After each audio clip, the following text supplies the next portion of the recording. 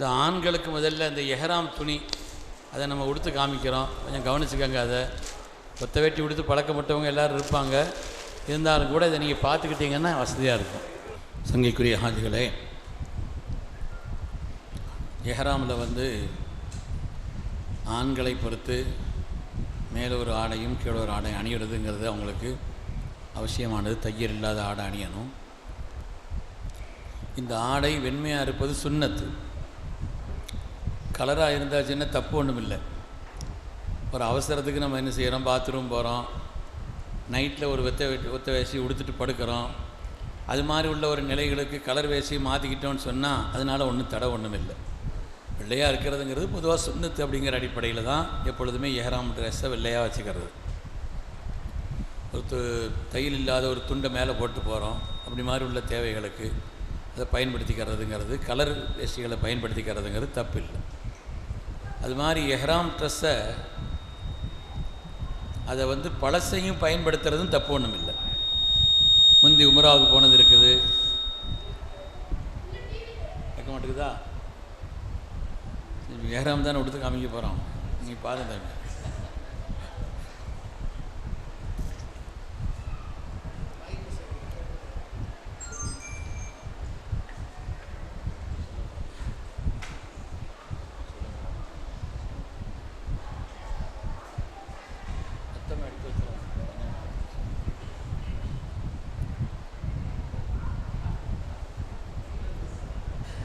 இன்ஷாஅல்லாஹ் அந்த ஹஜ்ஜினுடைய நாட்கள் நமக்கு 35 நாட்கள், 38 நாட்கள், 40, 42 அப்படின்னு நாட்கள் இருந்தாலும் கூட ஹஜ்ஜினுடைய அசலான நாட்கள் அப்படிங்கிறது வந்து 5 அல்லது 6 நாட்கள் தான். இன்ஷாஅல்லாஹ் அது சம்மந்தப்பட்ட விஷயங்களில் என்ன செய்யணுங்கிறத நம்ம சொல்லிக்கிடுவோம். இந்த எஹ்ராம் கெட்டுறதை மட்டும் கொஞ்சம் கவனித்து பார்த்துக்கோங்க. இன்ஷாஅல்லாஹ் எஹ்ராமை பொறுத்து ஒத்த வேஷ்டி கெட்ட தெரிஞ்சவங்களுக்கு பூரா சாதாரணமாக எஹ்ராம் கெட்டதுன்னு செய்வாங்க. ஆனாலும் கூட நீங்கள் இந்த அமைப்பில் கெட்டிக்கிட்டீங்கன்னு சொன்னால் கொஞ்சம் ஸ்ட்ராங்காகவும் இருக்கும். நடக்கிறதுக்கு வந்து தொடை பக்கம்லாம் வந்து மறைச்ச மாதிரி இருக்கும். அதனால் இந்த அமைப்பில் கட்டுறோம். இந்த இடது கையினுடைய ஓரத்தில் உள்ள இந்த ஓரத்தினுடைய துணியை வலது கையினுடைய அந்த கம்கட்டில் லேசாக வச்சுக்கிறோம். ரொம்ப மொத்தமாக சொருகிடக்கூடாது, தூக்கிட்டு நிற்கும். அதனால் லேசாக என்ன செய்யணும், வச்சுட்டு இந்த கையை அடித்து பிடிச்சிட்டு அதுக்கு பிறகு இந்த பக்கம் கொஞ்சம் எடுத்து விட்டுக்காரணும். இந்த பக்கம் நல்லா எடுத்து விட்டுக்காரணும். எடுத்து விட்டுட்டு இந்த ஓரத்தினுடைய வலது கையினுடைய இந்த ஓரத்தில் உள்ள இந்த பிடி இங்கே வச்சு, இதுங்க வைக்கிறதுக்கு இல்லை, இது மடக்கிறதுக்காக வச்சு இந்த பக்கம் ஒரு மடக்கி அதை அப்புறம் மேலே மடக்கிட்டு ஒரு இருக்கிட்டு ஒரு சுருட்டுன்னு வைங்களா. பெல்ட்டு கூட போட வேண்டியதில்லை, சாதாரணமாக கொஞ்சம் ஸ்ட்ராங்காக இருக்கும். இழுத்து பாருங்களா சார். சரி, ரைட்டு. அதனால் சாதாரணமாக இழுத்தீங்கன்னா வராது, கொஞ்சம் ஓரளவு நல்லா ஸ்ட்ராங்காக இருக்கும். ஒன்று. ரெண்டாவது, நடந்தீங்கன்னா நல்ல அகலமாக நடந்தாலும் கூட இது பாருங்கள், எஹ்ராமத்தினுடைய துணி இந்த பக்கத்தில் வர இருக்கும். இந்த ஓரத்தில் கொண்டு வந்ததுனால இந்த ஓரத்து வரை இருக்கும். அதனால் தொட வெளியில் தெரியாது எப்படி கட்டிக்கிட்டீங்கன்னு சொன்னால். இல்லை சும்மா சுற்றிக்கிட்டு அங்கே பார்த்தாங்கன்னா இந்த லண்டனில் அங்கேருந்து வந்தவங்கள்லாம் அப்படியே சுற்றி ஒரு ஊக்க குத்தி வச்சுருப்பா, நடக்கவும் முடியாது, கால் தட்டிக்கிட்டே இருக்கும், அப்படிப்பட்ட ஒரு நிலையில். அதனால் சாதாரணமாக இப்படி கட்டிக்கிட்டால் நமக்கு ஸ்ட்ராங்காகவும் இருக்கும். மேலே பெல்ட் எது போட்டுக்கிடுவோம், இருந்தாலும் ஸ்ட்ராங்காகவும் இருக்கும். இந்த ஓரத்தை வச்சு வலது கையினுடைய இந்த ஓரத்தில் இப்படி வச்சு அதான் கெட்டுறேன். இடது கையினுடைய இந்த ஓரத்தில் இந்த ஓரத்தினுடைய பிடியை வலது கையினுடைய இந்த கம்கட்டில் கண்ட வச்சுட்டு அதுக்கு பிறகு கொஞ்சம் எடுத்து விட்டுக்காரணும். எடுத்து விட்டுட்டு இந்த ஓரங்க வந்த உடனே அதுக்கு பிறகு இங்கே கொஞ்சம் மடக்கிக்கணும். மடக்கிறதுங்கிறது வந்து இந்த பக்கம் எடுத்து விடுறதுக்கு தான். எடுத்து விட்டுட்டு இந்த பக்கம் மடக்கி விட்டுட்டு இது ரெண்டையும் சேர்த்து ஒரு சுருட்டு மைக்கு பிடிங்க. ஒரு சுருட்டிட்டோன்னு சொன்னால் கொஞ்சம் ஸ்ட்ராங்காக இருக்கும், சீக்கிரமாக வராது. நடந்தாலும் கூட கால் அகற்றி நடந்தாலும் கூட நமக்கு தட்டாது, கால் தட்டவும் செய்யாது, தொடையினுடைய பாகம் மறைஞ்ச மாதிரி இருக்கும். ஒன்று. மேலே போடுற துணிங்கிறது இருக்குது இல்லையா, எப்போவுமே சாதாரணமாக மூடி தான் இருக்கணும். அதிலே கொஞ்சம் தொந்தி தெரிகிறவங்க, இந்த தொப்புள் தெரிகிறவங்கெல்லாம் கீழே மறைக்க முடியாட்டாலும் கூட மேல் பகுதியை கொண்டாது மறைச்சிக்கிறோம். அது அவுரத்து, அது மறைக்கிறது ஃபரல். அது அதனால் அதை மறைச்சிக்கணும். எப்பொழுதுமே ஃபுல்லாக மூடி தான் இருக்கணும். சாதாரணமாக இப்படி மூடி தான் இருக்கணும். அந்த தவாஃபில் 7 சுத்தலை மாத்திரம் எந்த தவாஃபுக்கு பிறகு சை இருக்குதோ அந்த தவாஃபில் சாதாரணமாக தவாஃபு செய்கிறோன்னு வைங்க, அப்போ வேண்டியதில்லை. ஹஜ்ஜில் தவாஃபு செய்வோம், எஹ்ராமே கிடையாது. ஹஜ்ஜினுடைய ஃபர்தான தவாஃபு செய்வோமா, அப்போ எஹ்ராம் நார்மல் ட்ரெஸ்ஸில் செய்வோம். எந்த தவாஃபுக்கு பிறகு சை இருக்கிறதோ அந்த தவாஃபில் எல்லாம் அந்த 7 சுத்திலையும் கூட வலது தோல்புஜம் வெளியில் தெரிகிற மாதிரி நம்ம போட்டுக்கிறதுங்கிறது சுன்னத்தான ஒரு காரியம். இடையில் ஒரு நூல் ஒன்று வெளியிடு ஹஸ்ரத், தலைவர் தான் வெளியிடணும். ஒரே ஒரு புத்தகம் ஹாஜாசத் நான் எழுதுனது தான் ஒரு 48 பேச்சுக்களுடைய தொகுப்பு. நல்ல விஷயங்கள் அது ஒரு வாய்ப்பு எங்கள்கிட்ட சொல்லியிருக்கலாம் ஹஸ்ரத் அப்படிங்கிறதுக்காக வேண்டி சொல்கிறோம். சமீபத்தில் இந்த ரமதானுக்கு முன்னால் முதல் பதிப்பு போட்டது. முதல் பதிப்பு ஃபுல்லாகவே முடிஞ்சிருச்சு. அது 2வது பதிப்பு போடப்பட்டிருக்கு. ஒரு 2000 புக்கு போடப்பட்டிருக்குது. அதாவது பார்த்துட்டு அது அவங்க மற்றவங்க கருத்து சொல்கிறது தான் பொருத்தமாக இருக்கும். நான் எழுதுனதையே பற்றி ரொம்ப சொல்கிறதுங்கிறது இல்லை. அதாவது நல்லவர்களின் அந்த குரானில் சொல்லப்பட்ட இறைநேசர்கள் யார் யார், திம்ரான் அவர்கள், அது மாதிரி குரானில் யார் சொல்லப்பட்டிருக்குது. உலகத்தில் குரானில் உள்ள கலைகள், தஃப்சீர் இல்லைன்னா என்ன ஆகும், ஹதீஸ் இல்லைன்னா என்ன ஆகும், தசவுஃப் இல்லைன்னா என்ன ஆகும், அது மாதிரி கலைகள் என்னென்ன சொல்லப்பட்டிருக்குது அப்படிங்கிறது. அது மாதிரி இந்த கனவுகள், இன்றைக்கி உலகத்தில் கனவுக்கு சரியான விளக்கம் சொன்ன எந்த அறிவியல் நுட்பமும் கிடையாது. ஆனால் இஸ்லாம் உலகத்திற்கு சவால் விடுது. இஸ்லாம் எதை சொல்லியிருக்குதோ அதுதான் கனவுக்கான விளக்கம். 3 விளக்கங்களை சொல்லியிருக்குது.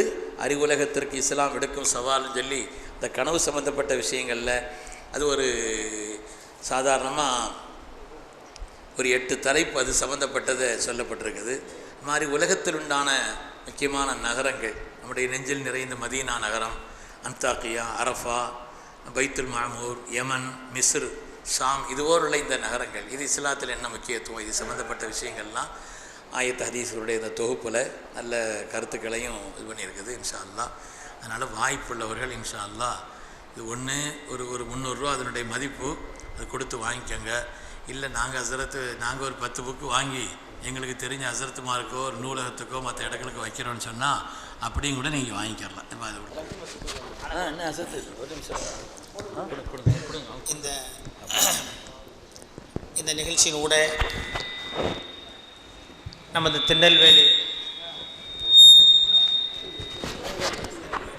திருநெல்வேலி பகுதியில் புனித ஹஜ்ஜி மேற்கொள்ளக்கூடிய ஹாஜிகளுக்கு மருத்துவத்துறை சார்ந்த உதவிகளை, குறிப்பாக இந்த வேக்சினேஷன் தடுப்பூசி போடுகின்ற அந்த காரியத்தை மிக நேர்த்தியாக தன்னுடைய அனுபவத்தினால் தன்னுடைய செல்வாக்கை பயன்படுத்தி இந்த மார்க்க சார்ந்த இந்த காரியத்திற்கு தன்னால் ஆன உதவியை மிக சிறப்பாக செய்து வருகிற திருநெல்வேலி மருத்துவக் கல்லூரி மருத்துவமனையினுடைய நெஞ்சக பிரிவினுடைய உதவி பேராசிரியர் கணியத்திற்குரிய டாக்டர் மருத்துவர் ரஹ்மான் ஷாஹுல் ஹமீது சார் அவர்களுக்கு மாவட்ட ஜமாத் உலமா சபையின் சார்பாக அவர்களுடைய பணி சிறக்க, அவர்களுடைய தூய மனதோடு செய்யக்கூடிய அந்த மருத்துவ பணி சிறப்ப, நீடூழி பூரண சுகத்தோடு ஆரோக்கியமாக வாழ்வதற்கு ரப்புல் ஆலமீன் கிருபை செய்வார் என்று துஆ செய்து அவர்களுக்கு பொன்னாடை போர்த்தி கௌரவிக்கப்படுகிறது. மாநில ஜமாத் உலமா சபையின் தலைவர் கண்ணியத்திற்குரிய ஹசரத் அவர்கள் பொன்னாடை வழங்கி கௌரவிக்கிறார்கள்.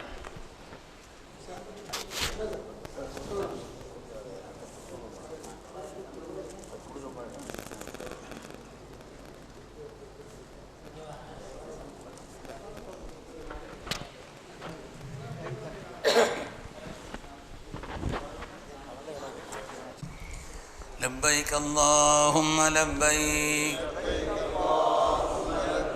لبيك لا شريك لك لبيك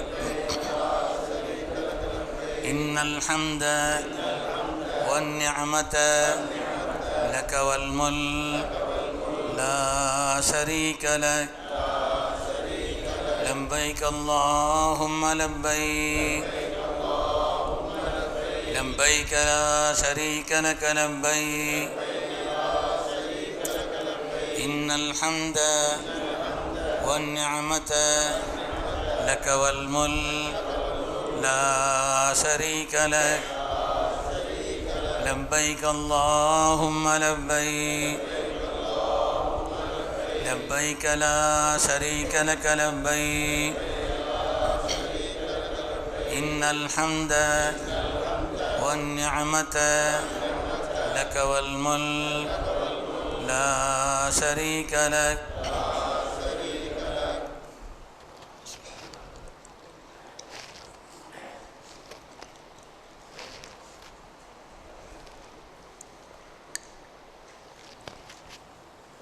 அல்ஹம்துலில்லாஹ். சங்கைக்குரிய ஹாஜிகளே, ஹாஜாக்களே, ஒரு உன்னதமான அல்லாஹுடைய கடமையை நிறைவேற்றுவதற்காக வேண்டியுள்ள புனித பயணத்திற்கு நாம் தயாராக இருக்கிறோம். இந்த பயணத்திற்கு முன்னால் நம்முடைய உள்ளங்களை பரிசுத்தப்படுத்திக் கொள்வது, ஹலாலான பொருளாதாரத்திலே கவனம் செலுத்துவது, உயர்ந்த குணங்களோடு நம்முடைய தன்மைகளை ஆக்கிக்கொள்வது, உறவுகளுக்கு மத்தியிலே உள்ள அந்த விரிசல்களை எல்லாம் நீக்கி அவர்களோடு இணக்கமாக ஆகிக்கொள்வது, அந்த ஒரு நிலையில் எல்லாருடைய துஆவையும் பெற்றுக்கொண்டு நம்ம அந்த பயணத்தை தொடங்கணும். ஹஜ்ஜினுடைய பயணம் அப்படிங்கிறதுக்கு ஹஜ்ஜில் சட்டங்கள் ரொம்ப கம்மி. ஹஜ்ஜில் சட்டங்கள்ங்கிறது ரொம்ப கம்மி. ஃபர்து 2 ஃபர்து தான். ஹஜ்ஜில் ஃபர்துங்கிறது 2 ஃபர்து தான். வாஜிபுங்கிறது 5 வாஜிபு தான். ஃபர்தை விட்டால் ஹஜ்ஜு கூடாது. வாஜிபு விட்டால் அதுக்கு ஒரு தமு கொடுக்கணும், அறுத்து பலியிடணும். அதனால் இந்த சட்டங்களை ஓரளவு நம்ம விளங்கி வச்சுக்கிறோம். சின்ன சின்ன விஷயங்களை போய் ஃபர்து மாதிரியும் ஃபர்தான விஷயங்களில் கவனம் இல்லாமல் நம்ம ஆயிடக்கூடாது. ஃபர்தான விஷயங்களில் கவனம் இல்லாமல் ஆயிடக்கூடாது. சின்ன விஷயங்களை ரொம்ப பெருசாக அதை போட்டு நம்ம கேள்வி கேட்டுக்கிட்டு அது இது பண்ணுங்கிறது இல்லை. எது நமக்கு ஃபர்துன்னு தெரிஞ்சிருச்சுன்னு வைங்க, அதை கண்டிப்பாக செய்தாகும். இது வாஜிபுன்னு தெரிஞ்சிருச்சுன்னு வைங்க, அதை கண்டிப்பாக அந்த காரியத்தை செய்வோம். அதுக்கடுத்து உள்ள சுன்னத்தான காரியங்கள் செய்தால் கூடுதலான நன்மை, செய்கிறதில் கவனம் செலுத்தணும். அப்படி அதனால் இன்ஷா அல்லாஹ் அது விஷயத்தில் ஹஜ்ஜுங்கிறது இருக்குது. எஹ்ராமில் தொடங்கி ஜம்ராவில் முடிகிறது. ஹஜ்ஜினுடைய தொடக்கம் இதில் தாங்க, எஹ்ராமில் தொடங்குது. எஹ்ராமில் தொடங்கி ஜம்ரா கல்லறிவதில் போய் முடிவது தான் ஹஜ்ஜினுடைய தொடக்கமும் முடிவும். இதில் அல்லாஹ்வுடைய கருணையினால் எஹ்ராம் சம்பந்தப்பட்ட விஷயத்தை நம்ம சொன்னோம்.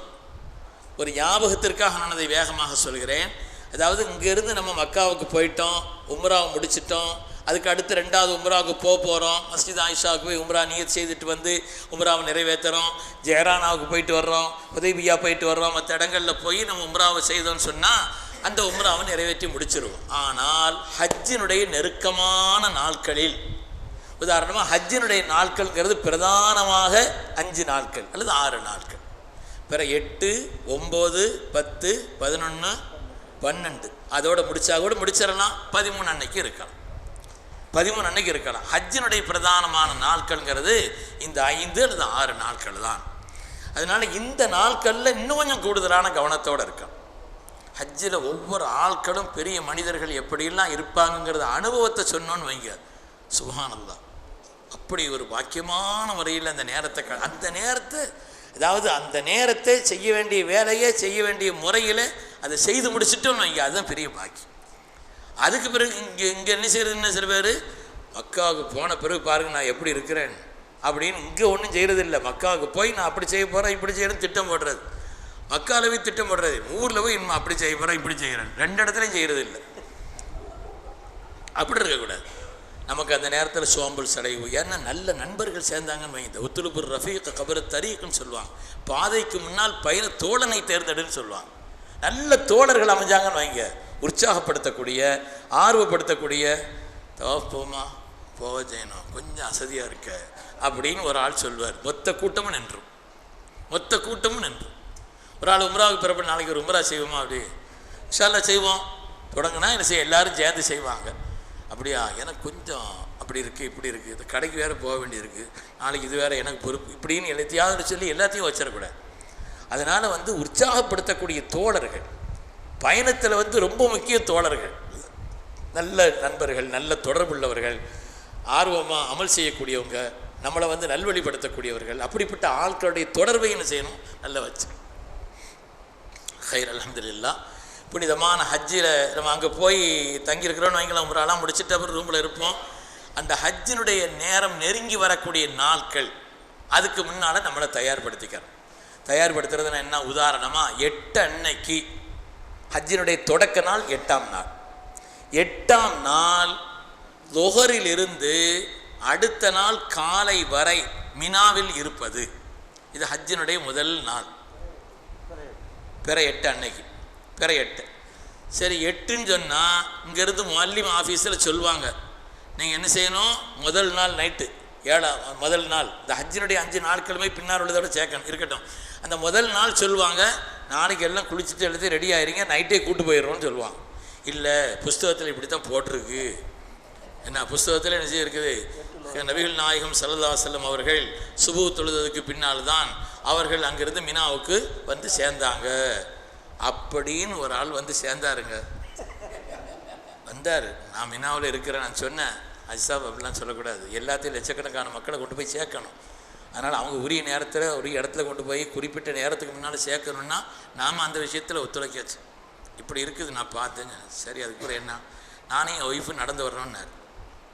மக்காலிருந்து மினாவுக்கு நடந்து வந்தால் அதுக்கு அடுத்த நாட்கள் எந்த அமலையும் செய்ய முடியாமல் அன்றைக்கி சுமந்து முடிச்சுட்டாங்க. நடந்து இந்த நடையில் நல்ல திடகாத்திரமாக நடக்கிறதுக்கு இருக்குது, அதுக்கு அடுத்த உற்சாகத்தோடு செய்வாங்கன்னா பிரச்சனை இல்லை. என்ன சொல்கிறாங்களோ முஅல்லிம் சார்பாக எழுதி போடப்பட்டிருக்கும். ஹஜ் ஹவுஸில் ஹஜ் கமிட்டி இதில் எழுதி போட்டிருப்பாங்க, இது மாதிரி நாளைக்கு நைட்டில் பஸ் வரும், அதுக்கு முன்னால் தயாராக இருங்கன்னு சொன்னால் அதுக்கு முன்னால் தயாராக இருக்கணும். தயாராக இருக்கணும்னா உங்களை எஹ்ராம் கட்டுவதற்கு முன்னால் உள்ள வேலைகள் என்னென்ன வேலை உண்டோ அதை பூரா செய்துக்கணும். குளிச்சுக்கிறணும், அதுக்கு முன்னால் செய்ய வேண்டிய வேலைகள் இருக்குது இல்லையா? 2 ரக்காத்து தொழணும் இல்லையா? நீங்கள் ஹரமுக்கு போயிட்டு வந்துருக்கிறீங்கன்னு வைங்க, அங்கேயும் போய் கூட தொழுதுக்கரலாம். தொழுதுட்டு எல்லாத்தையும் நம்ம ரெடியாக இருக்கோம். பஸ் வந்துருச்சுன்னு சொல்லியாச்சுன்னா உடனே பெறவிட்டு போகிற மாதிரி. அதுக்கு முன்னால் அந்த பொருள்களை எல்லாம் கொஞ்சம் எடுத்து வச்சுக்கிறோம். பெரிய சுமையை தூக்கக்கூடாது, எவ்வளவு முடியுமோ அவ்வளோ குறைச்சிக்கிறோம். பொருள்களை பொறுத்தவரையில் எவ்வளவு முடியுமோ அவ்வளோ குறைச்சிக்கிறோம். நாம் ஒரு எஹ்ராம் ட்ரெஸ் அணிஞ்சிருக்கிறோம்னா இன்னொரு செட்டு எஹ்ராம் இருக்கணும். அந்த எடுத்து வைக்க வேண்டிய பொருள்களில் இன்னும் கொஞ்சம் நெருக்கத்தில் அடுத்தடுத்து பயான்கள் இருக்குது, அங்கே இன்னும் கொஞ்சம் பொருள்கள் சம்மந்தமாக விஷயங்கள் இன்னும் கொஞ்சம் சொல்லுவோம். இருந்தாலும் ஒரு சின்ன ஞாபகத்துக்காக சொல்கிறேன், நம்முடைய ட்ரெஸ்ஸு பைகை அப்படிங்கிறது அளவு எவ்வளோ முடியுமோ அதை நாம் தூக்கிட்டு போகணும். இல்லை எங்கள் அண்ணன் கூட வர்றாரு, என் பையன் கூட வர்றான், அவர் கூட எல்லோரும் வருவாங்க, அவங்களுடைய சுமையும் இருக்கும். இன்னொரு ஆள் சொல்லி வச்சுருப்பார் தூக்குங்கன்னு, அவர் அன்னைக்கு பார்த்து அவருக்கு முடியாமல் ஆயிரும், அவர் இது நம்ம தூக்குற மாதிரி இருக்கும். அப்படிலாம் அனுபவம் அங்கே இருந்துருக்குது. அதனால் நாம் சுயமாக கையில் தூக்கி கொண்டோ தோளில் போட்டுக்கொண்டோ நாம் நடக்கிற மாதிரி எந்த அளவுக்குள்ள பொருள்களை வச்சுக்கிற முடியுமோ அந்த அளவுக்கு வச்சுக்கிறோம். இதை பார்த்தா தேவை மாதிரி தெரியும், அதை பார்த்தா தேவை மாதிரி, எதை பார்த்தாலும் தேவையாகத்தான் தெரியும். ஆனாலும் தேவைகளை எவ்வளவு குறைத்து கொள்ள முடியுமோ அந்த அளவுக்கு குறைத்து கொள்ள வேண்டும். ஒரு எஹ்ராம் ட்ரெஸ், நம்ம போட்டிருக்கிற எஹ்ராம் ட்ரெஸ் அல்லாது இன்னொரு எஹ்ராம் ட்ரெஸ் அப்படிங்கிறது நம்ம கையில் இருக்கணும். இது அல்லாமல் ஒரு நார்மல் ட்ரெஸ் ஒன்று இருக்கணும். நார்மல் ட்ரெஸ் ஏன்னா இடையிலேயே நமக்கு 10ஆம் நாள் வந்துடும், அந்த எஹ்ராமை களைய வேண்டிய நாள் வந்துடும், அதுக்கடுத்து ஒரு ட்ரெஸ்ஸு போட வேண்டியது இருக்கும். அது மாதிரி நார்மல் ட்ரெஸ் 1ஓ 2ஓ வச்சுக்கிறோம், 1ஓ 2ஓ வச்சுக்கிறோம். அவர் நார்மல் ட்ரெஸ்ஸு 2 வச்சுக்கிறலாம், ஒன்று போதுமானது. என்ன இன்னொன்று எஹ்ராமை கழுவி கொடுத்தோன்னு வைங்க, அதையும் உடுத்துக்கிறலாம். எஹ்ராம் நம்ம வந்து என்ன செஞ்சிட்டோம், அதை அலசி அது நம்ம உடுத்துக்குவோம். பெண்களுக்காவது ஒரு இது செட்டு கூட இருக்கணும். நமக்கு அப்படி இல்லை, அந்த எஹ்ராம் வந்து துணி அலசி காய போட்டோன்னு வைங்க, அது எஹ்ராமுடைய நிலையெல்லாம் களைஞ்சிட்டாலும் அந்த எஹ்ராமையும் போட்டுட்டு நம்ம எடுத்துக்கிறலாம் இல்லையா? அதனால் எஹ்ராம் செட்டு அப்படிங்கிறது ஒன்று கையில் இருக்கணும், நார்மல் ட்ரெஸ்ஸுங்கிறது ஒன்று கையில் இருக்கணும். பெண்களை பொறுத்தவரையில் அவங்க உடுத்திருக்கிற அந்த சேர செட்டுலாம் இருக்குது இல்லையா, அது அல்லாமல் இன்னும் 2 செட் அவங்க கையில் வச்சுக்கிறாங்க துணிமணிகள். இது அல்லாமல் அங்கே கொண்டு போக வேண்டியதில் மறக்காமல் பேஸ்ட் ப்ரெஸ் எடுத்து வச்சுக்கிறோம். அது பேஸ்ட் உபயோகிக்கலாமா இல்லையா சார், அது ஒரு சர்ச்சை வரும். சமயத்தில் பிடுங்கிட்டுலாம் போயிருக்கிறாங்க, என்ன செய்வாங்க, அதெல்லாம் ஹராம், இந்த ஹராம் அப்படின்னு சொல்லி சத்தம் போட்டு ஒரு போடுற சத்தத்தை பார்த்து ஹராம் தானே நம்ம நினச்சிருவோம். அப்படியெல்லாம் இருக்கும். அதனால் பேஸ்ட் ப்ரெஸ் உபயோகிக்கிறது அது மறக்காமல் எடுத்து வச்சுக்கிறோம். மருந்து மாத்திரைகள் கேட்கலையோ,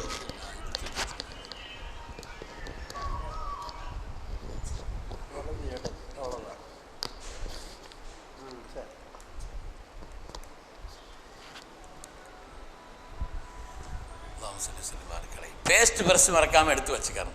அது மாதிரி மருந்து மாத்திரைகள் இந்த 5 நாட்களுக்கு உண்டான அங்கே போயிட்டு திரும்ப இங்கே வர உள்ள மருந்து மாத்திரைகள் இல்லை, நான் எல்லாமே தவக்குள் வச்சுருக்கிறேன். தவக்குள் வைக்கத்தான் செய்யணும், மருந்து சாப்பிடணும். அந்த நேரத்தில் என்ன செய்யணும், மருந்து மாத்திரைகள்லாம் நம்ம சாப்பிடாமல் இருந்தோன்னு வைங்க, நம்ம ஏதாவது சின்ன நோய்வாய்ப்பட்டாலும் அவ்வளோ மக்கள் கூடுற இடம் பெரிய சிரமமாயிடும். அதனால் மருந்து மாத்திரைகள்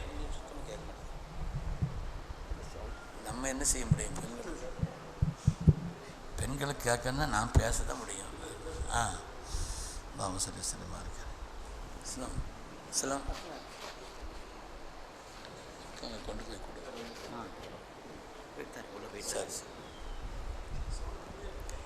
சரி சரி சரி. மருந்து மாத்திரைகளை மறக்காமல் எடுத்து வச்சுக்கிறேன். அது மாதிரி பேஸ்ட் ப்ரெஸ் அதை எடுத்து வச்சுக்கிறேன். கித்தாபுகள் இது ஓதுறதுக்காக வேண்டியுள்ள கித்தாபுகள், அவராத கித்தாபுகள் இருந்துச்சுன்னா, நம்ம போகிற இடம் பள்ளிவாசல் இல்லை, நம்ம போகிற இடம் அது வந்து ஒரு டென்ட், அது டென்ட்டு தான், அங்கே தான் நம்ம இருக்கணும். அதனால் ஒரு கித்தாபுகள் ஓதுறதுக்கு எது இருந்துச்சுன்னா சுருக்கமான அளவுக்குள்ளே இதை எடுத்து வச்சுக்கிறோம். ஒரு விரிப்போ போர்வையோ மறக்காமல் வச்சுக்கிறோம். அது விரிக்கிறதா இருந்தாலும் சரி, போத்துறதா இருந்தாலும் சரி. ஏன்னா முஸ்தலிஃபாவில் உங்களுக்கு தனியாக டென்ட்டு கூட கிடையாது. போயிட்டு அங்கே இருக்கக்கூடிய அந்த முஸ்தலிஃபாவில் டென்ட்டு இருக்காது. இரவு நேரத்தில் முஸ்தலிஃபாவில் இருக்கணும், திறந்த வெளி தான். அப்போ அந்த நேரத்தில் பகலில் சூட்டினுடைய ஒரு நிலை இருக்கும். அதனால் விரித்து உட்கார்றதுக்கோ சும்மா சாகிறதுக்கோ தொழுகிறதுக்கோ முசல்லாவாகவும் பயன்படும், நம்ம படுக்கிறதுக்கும் பயன்படும். விழிப்பு அங்கே ஏதாவது இருந்துச்சுன்னு வைங்க, அது இருந்தால் இது தலையணையாகவும் பயன்படும். அதனால் அந்த தலையணை ஊதுற மாதிரி உள்ள அந்த தலையணை இருக்குது இல்லையா, அது ஒன்று இருந்துச்சுன்னா அதையும் மறக்காமல் எடுத்து வச்சுக்காங்க. அதையும் மறக்காமல் இப்படி ரொம்ப அவசியமான பொருள்கள். ஒரு வாளி கொண்டு வர்றாங்க, 10 பேர் இருக்கிறாங்க, ஒரு வாளி தூக்கிட்டு வர்றாரு, பரவாயில்லை. ஆளுக்கு ஒரு வாளி தூக்கிட்டு வரக்கூடாது, அது பெரிய சுமமையாயிரும். ஒரு வாளியை வச்சு அந்த வாளிலேயே சில பொருள்களை வச்சுக்கிறார். அவருடைய பொருள்கள்லாம் வாளியிலே வச்சுட்டு தூக்கிட்டு வர்றாருன்னா ஒரு 5-6 பேர் சேர்ந்து அரஃபாவிலையோ மற்ற இடங்கள்லையோ மினாவிலையோ குளிக்கிறதுக்கு தேவைப்படுது, மற்ற தேவை ஏதாவது துணி அலசி போடுறதுக்கு தேவைப்படுது, ஒரு வாளி வச்சுருக்கிறோம் ஜெக்கு வச்சுருக்கிறோன்னா அது ஒரு 10 பேர் சேர்ந்து ஒன்று வச்சுக்கிறோமே தவிர ஆளாளுக்கு வாளி தூக்கிட்டு வரக்கூடாது, அது கொஞ்சம் சிரமமாயிடும். அப்போ அதனால் இப்படி ரொம்ப அவசியமான பொருள்களாக உள்ளது மாத்திரம் சிலது சமாளிச்சுக்கரலாம். ஒரு நாள் சமாளிக்கலாம், 2 நாள் சமாளிக்கலாம், அப்படிங்கிற மாதிரி உள்ள ஒரு விஷயங்களில் மறக்க. அது மாதிரி ஒரு துண்டு எடுத்து வச்சுக்கிறோம், தலதை விட்டுறதுக்கோ அது மாதிரி கட்டுறதுக்கோ மற்ற ஒரு துண்டையும் நம்ம செய்யலாம், இன்ஷால்லா எடுத்து வச்சுக்கிறலாம். இப்படி ஒரு அவசியமான பொருள்களை மாத்திரம் இன்ஷால்லா எடுத்து வச்சுட்டு முதல்லையே ரெடியாக வச்சிடணும். முதல்ல நான் சொல்கிறது இருக்கிறது 7ஆம் நாள், 7ஆம் நாளே மினாவுக்கு கொண்டு போக வேண்டிய பொருள்களை எடுத்து வச்சுக்கிறோம். சாப்பாடு சம்மந்தப்பட்ட விஷயத்தை நான் சொல்லலை, அது ஏதாவது அவசியமான பொருள்கள் இருந்துச்சுன்னு வைங்க. இவங்க என்னுடைய உஸ்தாத் கானசரத்து ஹஜ்ஜுக்கு வந்திருந்தா, வச்சுனா எப்போ நீ நிறைய நாள் ஹஜ்ஜுக்கு வந்திருக்கிற, நான் தான் புதுசாக ஹஜ்ஜுக்கு மட்டும் வந்திருக்கேன், சாப்பாட்டுக்கெலாம் என்னப்பா செய்யணும்னு கேட்டேன் அசத்து. நான் சொன்னேன், அசரத்து இங்கே வந்து இந்த குபுசு கிடைக்கும், குபுசு இருக்குது கடையில் ரொட்டிங்கிற பேரில், அது வந்து ஒரு ரியாலுக்கு 7-8 ரொட்டி தருவாங்க, ஒரு ரியாலுக்கே. நம்ம ஊரில் ஷவர்மா ரொட்டி மாதிரி இருக்குது இல்லையா, அது மாதிரி உள்ளது. அந்த குபுசில் பல வகை இருக்குது. அது வந்து காஞ்சி ரொம்ப அப்படி கருவாடு ஆகிடாது, சாதாரணமாக நார்மலாக இருக்கும். இப்போ பாக்கெட்டில் அடைச்சி வச்சுருப்பாங்க. அது 1 ரியால் 2 ரியால், அந்த இதை கொஞ்சம் வாங்கி வச்சுக்கிட்டோன்னு வைங்க. அதை வாங்கி வச்சுக்கிட்டோன்னா அங்கே போய் ஒரு பருப்பு அவசரத்துக்கு இருந்தாலும் என்ன செய்யலாம், தொட்டு சாப்பிட்டுக்கிறலாம். நாங்கள் கொஞ்சம் அவல் கொண்டு போயிருந்தோம், ஒரு நாஸ்தாவை போயிருச்சு, ஓட்டு மாவு அளவோடு கொண்டு போங்க. அப்போ அதனால் அந்த இதெல்லாம் என்ன செய்யணும், சிலது அங்கே உள்ள பிள்ளைங்க சொல்கிறாங்க, அசத்து தயவு செய்து பயானில் சொல்லுங்கள், இந்த அல்வாவும் பனியமும் வேண்டான்னு சொல்லிடுங்க அசத்து. வர்றவங்க பூரா அல்வாயை தூக்கிட்டு வர்றாங்க, வர்றவங்க பூரா பனியும் தூக்கிட்டு வர்றாங்க. அதனால் என்னப்பா உங்களுக்கு வேணும், அதையாவது சொல்லுங்கள், நான் சேர்த்து சொல்கிறேன். என்ன காரமான ஐட்டங்கள் ஏதாவது கொண்டு வர சொல்லுங்கள், அதுதான் அங்கே கிடைக்காது. காரமான ஐட்டங்கள் அதையும் மொத்தமாக தூக்கிட்டு போயிடாதீங்க, அளவு தேவைக்கு வச்சுக்காங்க, அங்கே மக்காவில் உபயோகிக்கிறதுக்கு அப்படிங்கிற ரீதியில். இன்ஷா அல்லாஹ் அதெல்லாம் எடுத்து வச்சுக்கிறோம். முதல் நாளே எடுத்து வச்சுக்கிறோம். நமக்கு எழுதி போடப்பட்டிருக்குதா, நீங்கள் தயாராகணும்னு சொல்லியாச்சுன்னா தயாராகிரும். அதுக்கு முன்னால் குளித்து எல்லாம் நகங்கள் இருந்தால் வெட்டிக்கிறணும். அது பிறந்தாலும் கூட நம்ம குர்பானி கொடுக்குறவங்க நகம் முடி களையக்கூடாது. ஆனால் ஹாஜிகளுக்கு அந்த சட்டம் கிடையாது. ஹாஜிகளுக்கு குறித்து வச்சுக்கிறணும். ஏன்னா அங்கே போய் சில பேர் ரொம்ப நம்மளை பாடுபடுத்துவாங்க, இல்லை இப்படித்தான் செய்யக்கூடாது அப்படி இப்படின்னு சொல்லுவாங்க. அதனால் ஹாஜிகளாக இருக்கக்கூடியவர்கள் வேற ஒன்று அன்னைக்கு அவங்க குர்பானி கொடுப்பாங்க, எல்லாரும் தப்பு கொடுக்குறாங்க இல்லையா, கொடுத்தாலுமே கூட அவர்களுக்கு நகங்களை வெட்டுவது முடிகளை வெட்டுவது சுன்னத் என்ற அடிப்படையில் அவங்க நகத்தை வெட்டலாம், முடியை களையலாம். அதனால சரியத்து ரீதியாக ஒன்றும் தப்பு இல்லை. அதுக்கு வந்து தயாராகி நம்ம என்ன செய்யணும், எஹ்ராமில் ரொம்ப பேணுதலாக இருக்கணும், ரொம்ப கவனம். ஹஜ்ஜினுடைய எஹ்ராம்ங்கிறதுனால ரொம்ப கவனமாக, தேவையில்லாத பேச்சுக்கள் பேசக்கூடாது. மறக்காமல் தஸ்பீஹாத்துகள் 1-2 எடுத்து வச்சுக்கார். தஸ்பீ சமைத்து போய் பக்கத்தில் யாரும் இல்லாமல் இருப்பாங்க, அவங்களுக்கு கொடுக்குற மாதிரி 1-2 தஸ்பீஹாத்துகள் எடுத்து வச்சுக்கார். இப்படி எடுத்து வச்சுட்டு ரெடியாக இருக்க, நம்ம அதுக்கு முன்னால் தயாராகணும்னு சொன்னால் தயாராக இருக்கணும். பஸ்ஸுகள் வரும், பஸ்ஸில் வரும்பொழுது என்ன செய்யணும்? அவசரப்பட்டு சில பேர் பஸ்ஸில் அளவுக்கு மீறி ஏறி 3 பஸ்ஸுக்காரங்க ஒரு பஸ்ஸில் ஏறி அதுக்கடுத்து பஸ்ஸு காலியாக வரும், அப்படிங்க இருக்கும். அவங்க முஅல்லிமுனுடைய நிலையை பொறுத்தது. அப்போ அதனால் அதுக்கு கொஞ்சம் அனுசரித்து பஸ்ஸில் ஏறி எல்லாரையும் கொண்டு போய் மினாவில் சேர்த்துருவாங்க.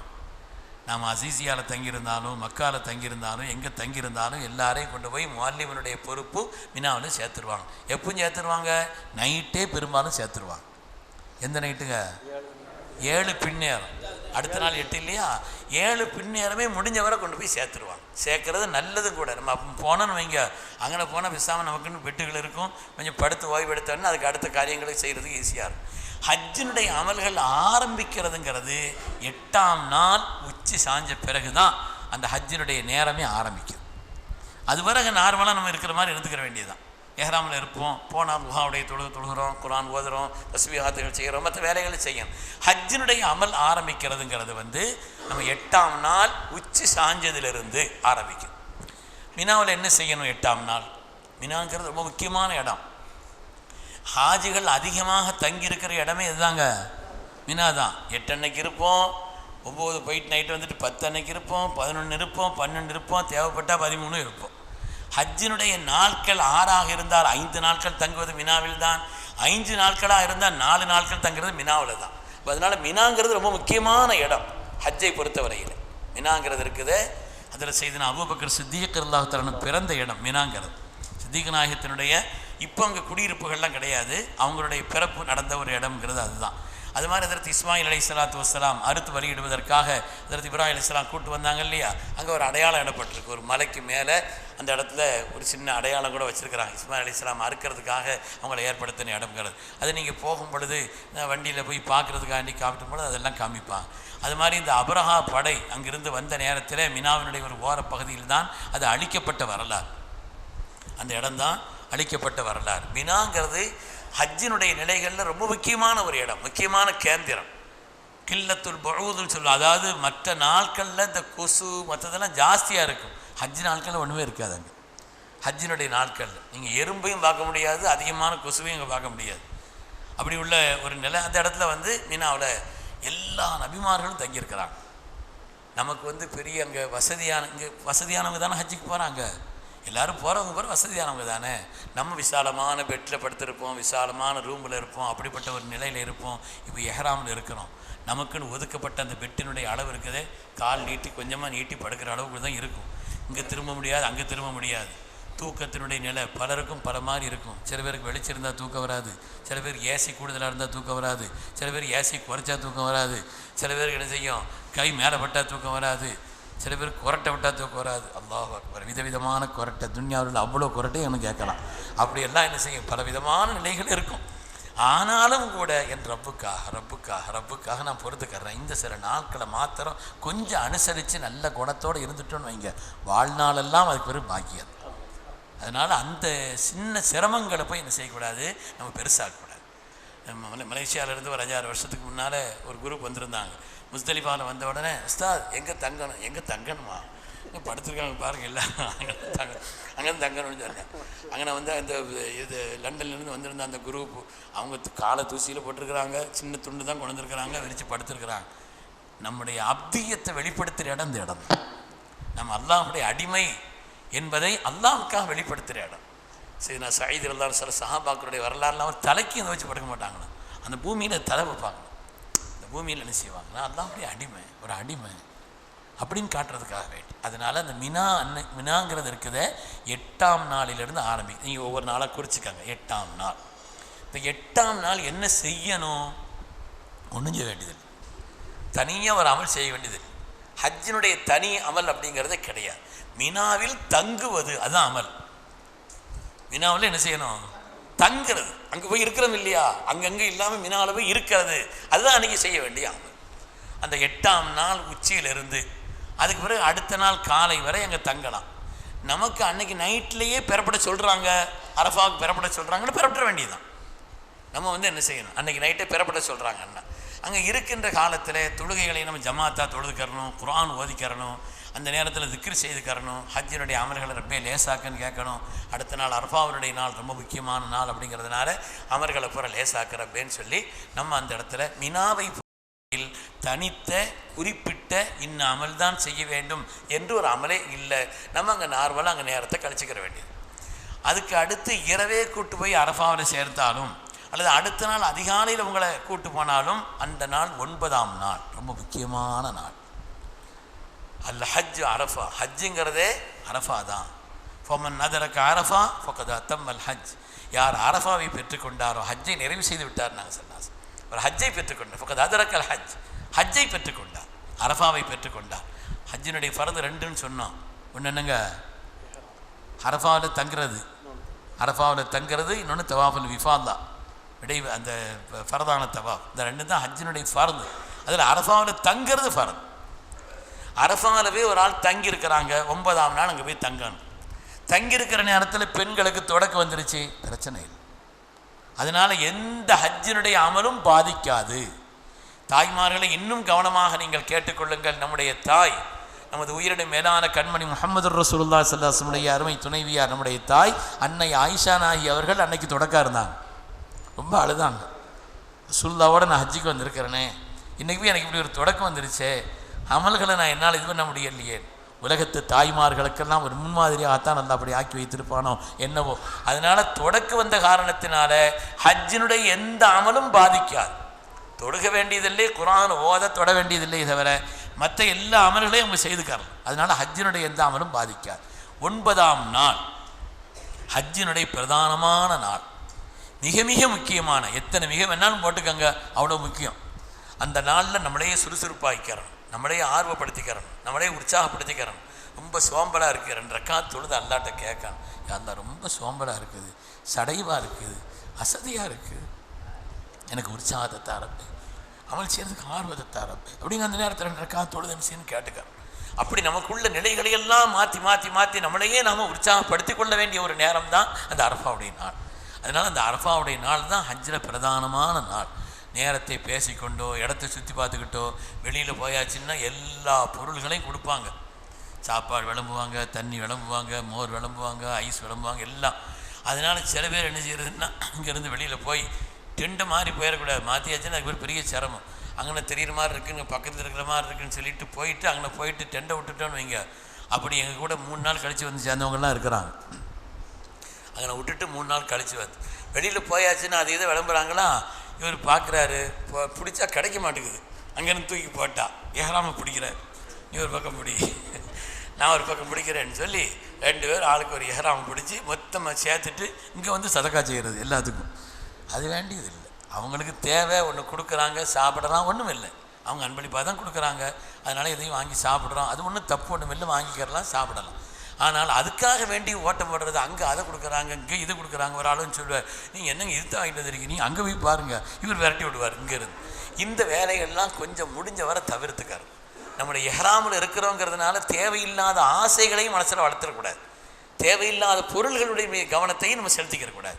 அதனால் அந்த 9ஆம் நாள் அன்னைக்கும் ஹஜ்ஜினுடைய அமல் ஆரம்பிக்கிறது உச்சியிலிருந்து தான்.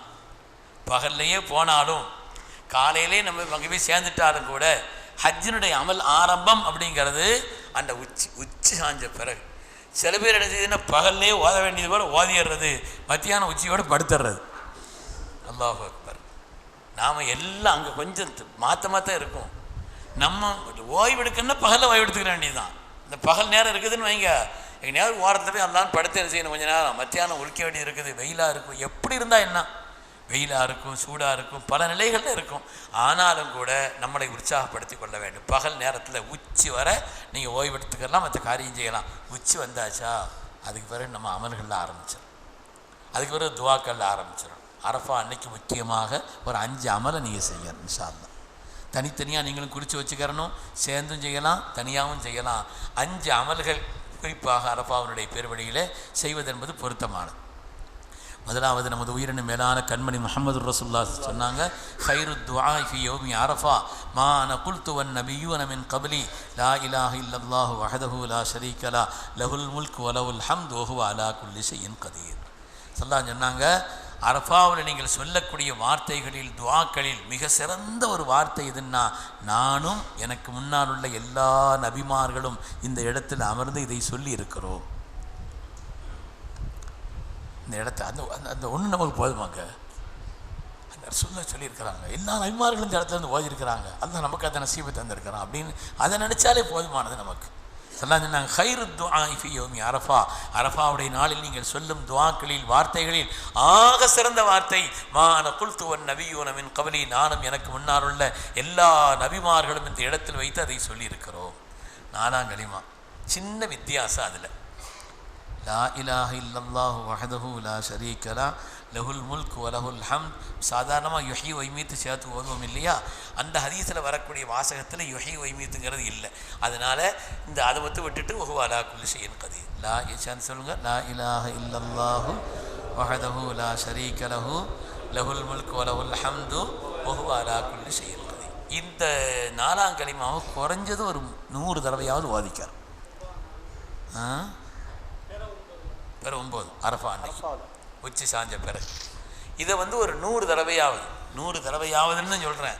நேரம் இருக்குது, 300 தடவை ஓதலாம். நம்ம தஸ்மீ புதுசாக பிடிச்சி ஓத ஆரம்பித்தோன்னு வைங்க, கொட்டாய் வர ஆரம்பிச்சிடும். உடனே கொட்டாய் வந்துடும். குர்ஆன் புதுசாக திறந்து ஓதுறேன்னா கொட்டாய் வரும். தூங்கி கழிச்சிடக்கூடாது, எழுந்திரிச்சு நடக்கணும், தூக்கத்தை கலைச்சிடணும்.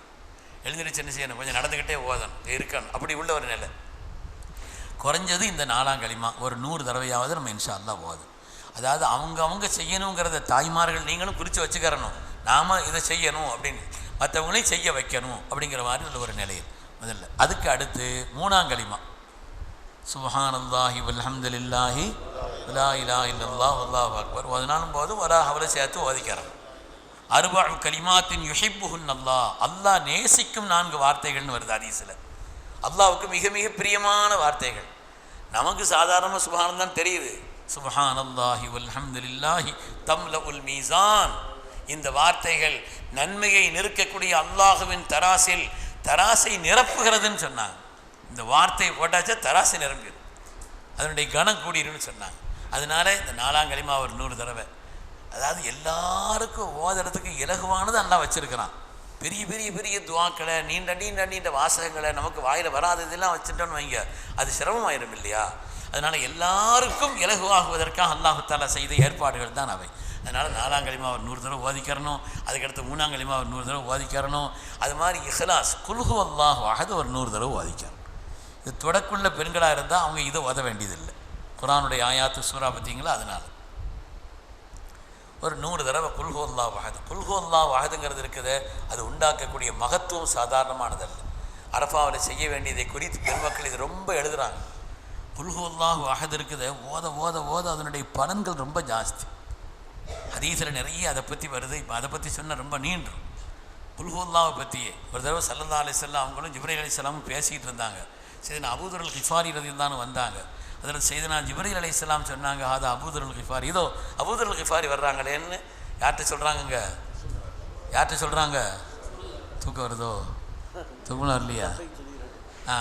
அவங்க ரசூலுல்லாஹ்ட்ட சொல்கிறாங்க, அது அபூதர் கிஃபாரி. ஸல்லல்லாஹு திரும்ப கேட்குறாங்க, அவர் அறிமுகம், எனக்கு அவர் அறிமுகம் செய்ய, என்னுடைய சஹாபி, எனக்கு நீங்கள் அறிமுகம் செய்கிறீங்களே, உங்களுக்கு தெரியுமான்னு கேட்டாங்க. உங்களுக்கு அவங்கள பற்றி தெரியுமான்னு கேட்டாங்க. சையதுனா ஜிப்ரீல் அலைஹிஸ்ஸலாம் சொன்னாங்களா, ஓஹோ அஷ்ஹுரு இந்தனா மின்கும், மனிதர்களிடத்தில் பெற்றிருக்கக்கூடிய பிரபல்யத்தை விட எங்கள்கிட்ட ரொம்ப பிரபலமான ஆளுன்னு சொன்னாங்க. மலக்குமார்களின் உலகத்தில் ரொம்ப ஃபேமஸ் அவருன்னு சொன்னாங்களா. அப்படியா, என்ன காரணம்னு கேட்டாங்களா. 2 காரணம். ஒன்று என்னன்னு சொன்னால், லிசிகரின் ஃபீ நஃப்ஸி, தான் எவ்வளோ உயர்ந்த அமல் செய்தாலும் தன்னை சாதாரணமாக நினச்சிக்கிடுவாங்க. தான் எவ்வளோ உயர்ந்த அமல்கள் செய்தாலும் நான் சாதாரணமாக, என்னை விட எவ்வளவோ நல்ல காரியங்கள் செய்யக்கூடிய எத்தனை செய்து தன்னை பற்றி பெருமையாக நினைக்க மாட்டார். 1. 2வது ஒரு கஸரத்தி கிராத்தி குல் ஹுவல்லாஹு அஹத். குல் ஹுவல்லாஹு அஹத் நிறைய ஓதுவார். குல் ஹுவல்லாஹு அஹத் ஓதிக்கிட்டே இருப்பார். அதனால் ஜிப்ரீல் அலைஹிஸ்ஸலாம் சொன்னாங்க, மலக்குகளின் உலகத்தில் ரொம்ப பிரபலமான ஆளுன்னு சொல்லி.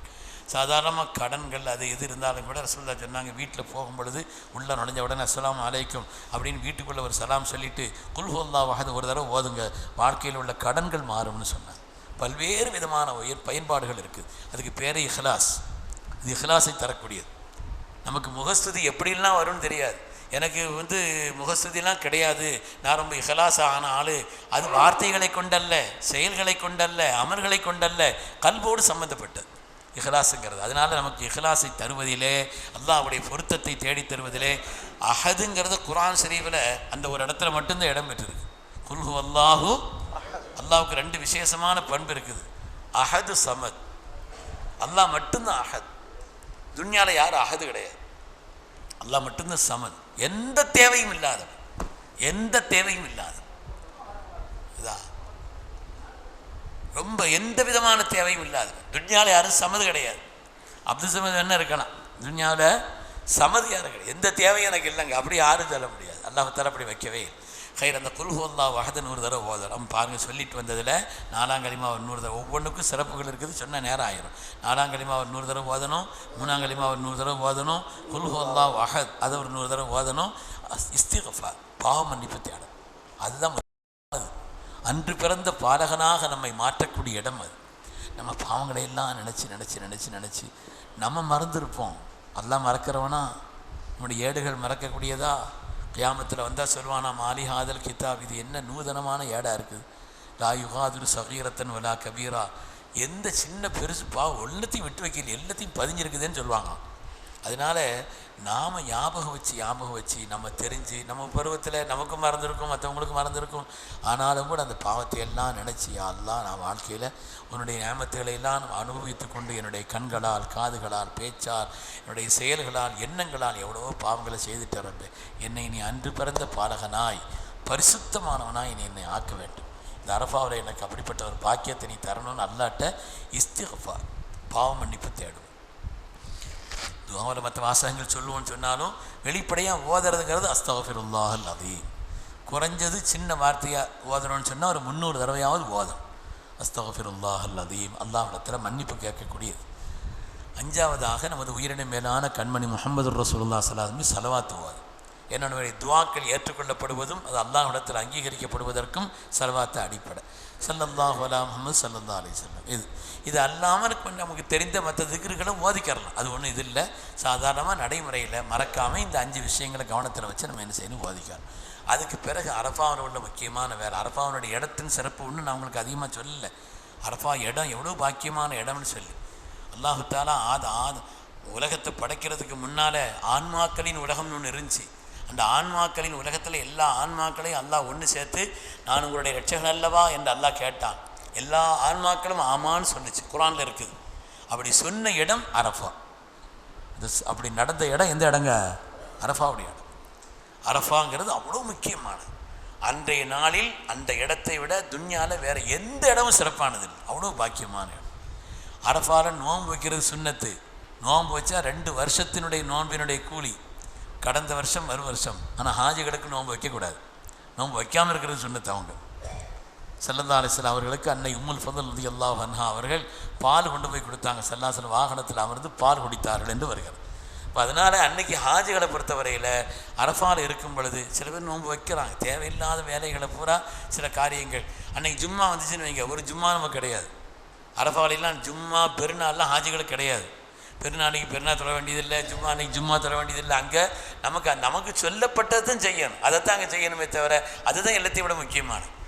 சில பேர் அங்கே இந்த நான் தங்கியிருந்த டென்ட்டுக்கு பக்கத்தில் அங்கே குத்துபா ஓதுறேன்னு சொல்லிட்டு இருக்கிற அங்கே உள்ள அது இது சொல்லி எல்லாத்தையும் சேர்த்து வச்சு மேலே ஏறி நின்று ஒரு ஆளை பிடிச்சி கீழே உட்கார வச்சு அவருக்கு மேலே ஏறி அதுக்கு மேலே ஏறி நிற்கிறார் ஒரு ஆள் குத்துபா ஓதுறேன்னு சொல்லிட்டு. அதனால் பள்ளியில் கூட மஸ்ஜிதுல் ஹைஃப் இருக்குது மினாவில், அங்கே கூட ஜும்மா நடக்காது. அன்றைக்கி பள்ளியில் கூட நீங்கள் போனீங்கன்னு வைங்க, அங்கே வந்து கசரன்றக்கா தொழுவாங்களே தவிர குத்துபாவும் ஜும்மாவும் நடக்காது. அதனால் நமக்கு மார்க்கம் சொல்லியிருக்கிறத கேட்டுக்காரன். நீங்கள் மஸ்ஜிது நமிராவுக்கு நீங்கள் போனீங்கன்னாலும் வைங்க, அரஃபாவுக்கு போனாலும் கூட ஜும்மாவுடைய நாளாக இருந்தால் ஜும்மாவில் நடக்காது. அதனால் இந்த அமலை செய்யணும்.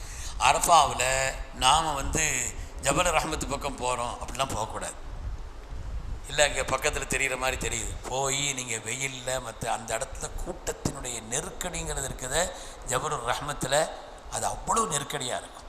அதனால் நாம் போய் அலைஞ்சி திரிஞ்சு நம்மளை அப்படியே அழுத்துக்கிட்டு வரக்கூடாது. இருக்கிற இடத்துல உட்காந்து ராகத்தாக டெண்டில் ஓதி முடிக்கணுமே தவிர நம்ம அங்கங்கே ரொம்ப சுற்றுறது அப்படிங்கிறத, குறிப்பாக ஜபுல் ரஹ்மத்துக்கு போகிறோம் அப்படிங்கிறதெல்லாம் செய்யக்கூடாது. அந்த அரஃபாவில் நாம் தங்கியிருக்கக்கூடிய நேரத்தில் லுஹர் அசர் ரெண்டையும் சேர்த்து நம்ம ஜம்மா தொழுதுக்கரலாம். ஜம்மா தொடரணுமா, கஸ்ரா தொடரணுமா, இதெல்லாம் பிரச்சனை இருக்குது. 2 ரக்காத்தா தொடரணுமா, 4 ரக்காத்தா தொடரணுமா? அதாவது அங்கே ஜமாத்து நடக்குதுன்னு வைங்க, 4 ரக்காத்து ஜமாத்தாக நடக்குது, என்ன செய்ய வேண்டியதான்? அதுக்கு வேண்டியது. பயணத்தில் நம்ம போகிறோம், பயணத்தில் 2 ரக்காத்து தான் தொழணும். ஒரு இடத்துல ஜமாத்து நடக்குது, அங்கே ஜமாத்தில் 4 ரக்காத்து நடந்தால் நம்மளும் சேர்ந்து 4 ரக்காத்து தான் தொழுகிறோம். பெரிய சர்ச்சைக்குரிய விஷயங்கிறது இல்லை, ஆனால் சர்ச்சை ஆக்கி போட்டாங்க இன்னைக்கு. அதனால் அரஃபாவில் நம்ம லுஹர் அசர் அதை ஜம்மு தக்தீமோ தஹீரோ செய்துட்டு அதுக்கு பிறகு அங்கே என்ன செய்யணும். ஆனாலும் சில பெருமக்கள் அந்தந்த நேரங்களில் குறைஞ்சது 2 ரக்காத்து, லுஹருடைய நேரத்தில் லுஹர் 2 ரக்காத்து, அசர் நேரத்தில் அசர் 2 ரக்காத்து தொழுதுக்கிறது நல்லது அப்படின்னு எழுதுகிறாங்க. அங்கனை எல்லாரும் சேர்ந்து யாராவது ஒரு ஆலிம்கள் அங்கே உட்காந்து அல்லது மார்க்கம் தெரிஞ்சவங்க உட்காந்து ஒரு காரியத்தை செய்கிறாங்கன்னா அதை செய்துட்டு போயிடணும். நன்மையோ தீமையோ அவர் தலையில் என்னங்க. அதனால் அந்த காரியத்தை அது பெரிய குற்றம் பிடிக்கக்கூடிய அளவுக்குண்ட ஒரு காரியங்கிறது இல்லை. நாம் இந்த அமல்களை கூட செய்யணும். அதுக்கு அடுத்து அரஃபாவில் முக்கியமானது துவா. நம்ம எழுதி வச்சுக்கிறோம். அரஃபாவில் என்னென்ன விஷயங்களை எல்லாம் நான் கேட்கணும்னு இப்பமே நீங்கள் ஒரு நோட்டு போட்டு எழுதி வச்சுக்கிறேன், ஒரு டைரியில். இன்ஷா அல்லாஹ் அரஃபாவில் நான் இந்த துவாவை கேட்பேன் அப்படின்னு மறக்காமல் அந்த விஷயங்கள்லாம் கேட்கணும். அதாவது நமக்கு எந்த அளவுக்கு யகீனும் ரப்பின் மீது உறுதியும் இருக்கிறதோ அந்த அளவிற்கு அதனுடைய பலன்களை கண் முன்னால் காணலாம். போன வருஷம் கூட ஒரு ஆள் ஹஜ்ஜுக்கு வந்தாருங்க, ரொம்ப முடியாது. அவர் ஏற்கனவே 10-12 ஹஜ்ஜு செய்தவர். ஆனால் அவர் எதுக்கு அவர் என்னால் முடியலை ஹஸரத், ஆனாலும் இந்த வருஷம் நான் வர்றேன், ஒரே ஒரு நியத்து ஹஸரத், அல்லாஹ் தஆலா என்னுடைய ஹஜ்ஜை கபூல் செய்யணும், எனக்கு பிள்ளைகள் சந்ததிகளே இல்லாமல் ஆகிட்டாங்க ஹஸரத், அதனால் எனக்கு பிள்ளைகள் வரணும் அப்படின்னு சொல்லி இந்த வருஷம் அல்லாஹ் அதனால் பிள்ளை பிறந்து பேரும் வச்சாச்சு. பிள்ளைக்கு பேரும் வச்சாச்சு. எதுக்குன்னா யகீன், என்னுடைய ரப்பிட்ட நான் கேட்குறேன், அவன்கிட்ட உரிமையோடு கேட்கறேன், வேறு யார்கிட்ட நான் கேட்க முடியும்? ரப்பு நீ தானே என்னுடைய ரப், நீ தானே என்னை படைச்சவன், நான் உன்னுடைய அடிமை இல்லையா? நான் யார்ட்டையும் கையெழுந்து இல்லையே, நீ தானே ராஜாதி ராஜன், எல்லா ஹசானா உனக்கு தானே சொந்தம், நீ எல்லாத்துக்கும் சொந்தக்காரன் நான் இருக்கிறேன்னு சொல்லி மனசு விட்டு அல்லாட்ட என்ன செய்யணும்? நம்ம அந்த இடத்துல மனசார அல்லாட்ட எல்லா துவாக்களையும் கேட்கணும், எல்லா விஷயத்தையும் கேட்கணும், எழுதி வச்சுக்கிறோம். வலிமையான ஈமான கேட்கணும் அல்லாட்டு, அசைக்க முடியாத இறையச்சத்தை தான் கேட்கணும் அல்லாட்டு. எல்லா பாக்கியங்களையும் அல்லாஹ் குர்ஆன் ஷரீஃபில் ஹஜ்ஜு சம்மந்தமாக சொல்லும் பொழுதுன்னு சொல்கிறான். சில பேர் இருக்கிறாங்க, ரப்பனா ஆத்தினா ஃபித் துன்யா, துன்யாவில் அதைத்தான் இதைத்தான் மட்டும் கேட்குறாங்க, ஆகிரத்தை கேட்குறதே இல்லை. அவங்களுக்கு கேட்ட துன்யாவை என்ன கிடைக்கும்? ஆனால் சில நல்ல மனிதர்கள் நம்ம ரப்பனா ஆத்தினா கேட்டிருக்கிறோம், இந்த அர்த்தத்தில் குர்ஆனில் வருது, ஹஜ்ஜை ஒட்டி தான் வருது. ரப்பனா ஆத்தினா ஃபித் துன்யா ஹசனா வஃபில் ஆஹிரத்தி ஹசனா வக்கினா அதான். யா அல்லாஹ் துன்யாவில் எனக்கு எல்லா பாக்கியத்தையும் தான். விரித்து விரித்து விரித்து விரித்து எல்லாத்தையும் மனதார கேட்கணும்.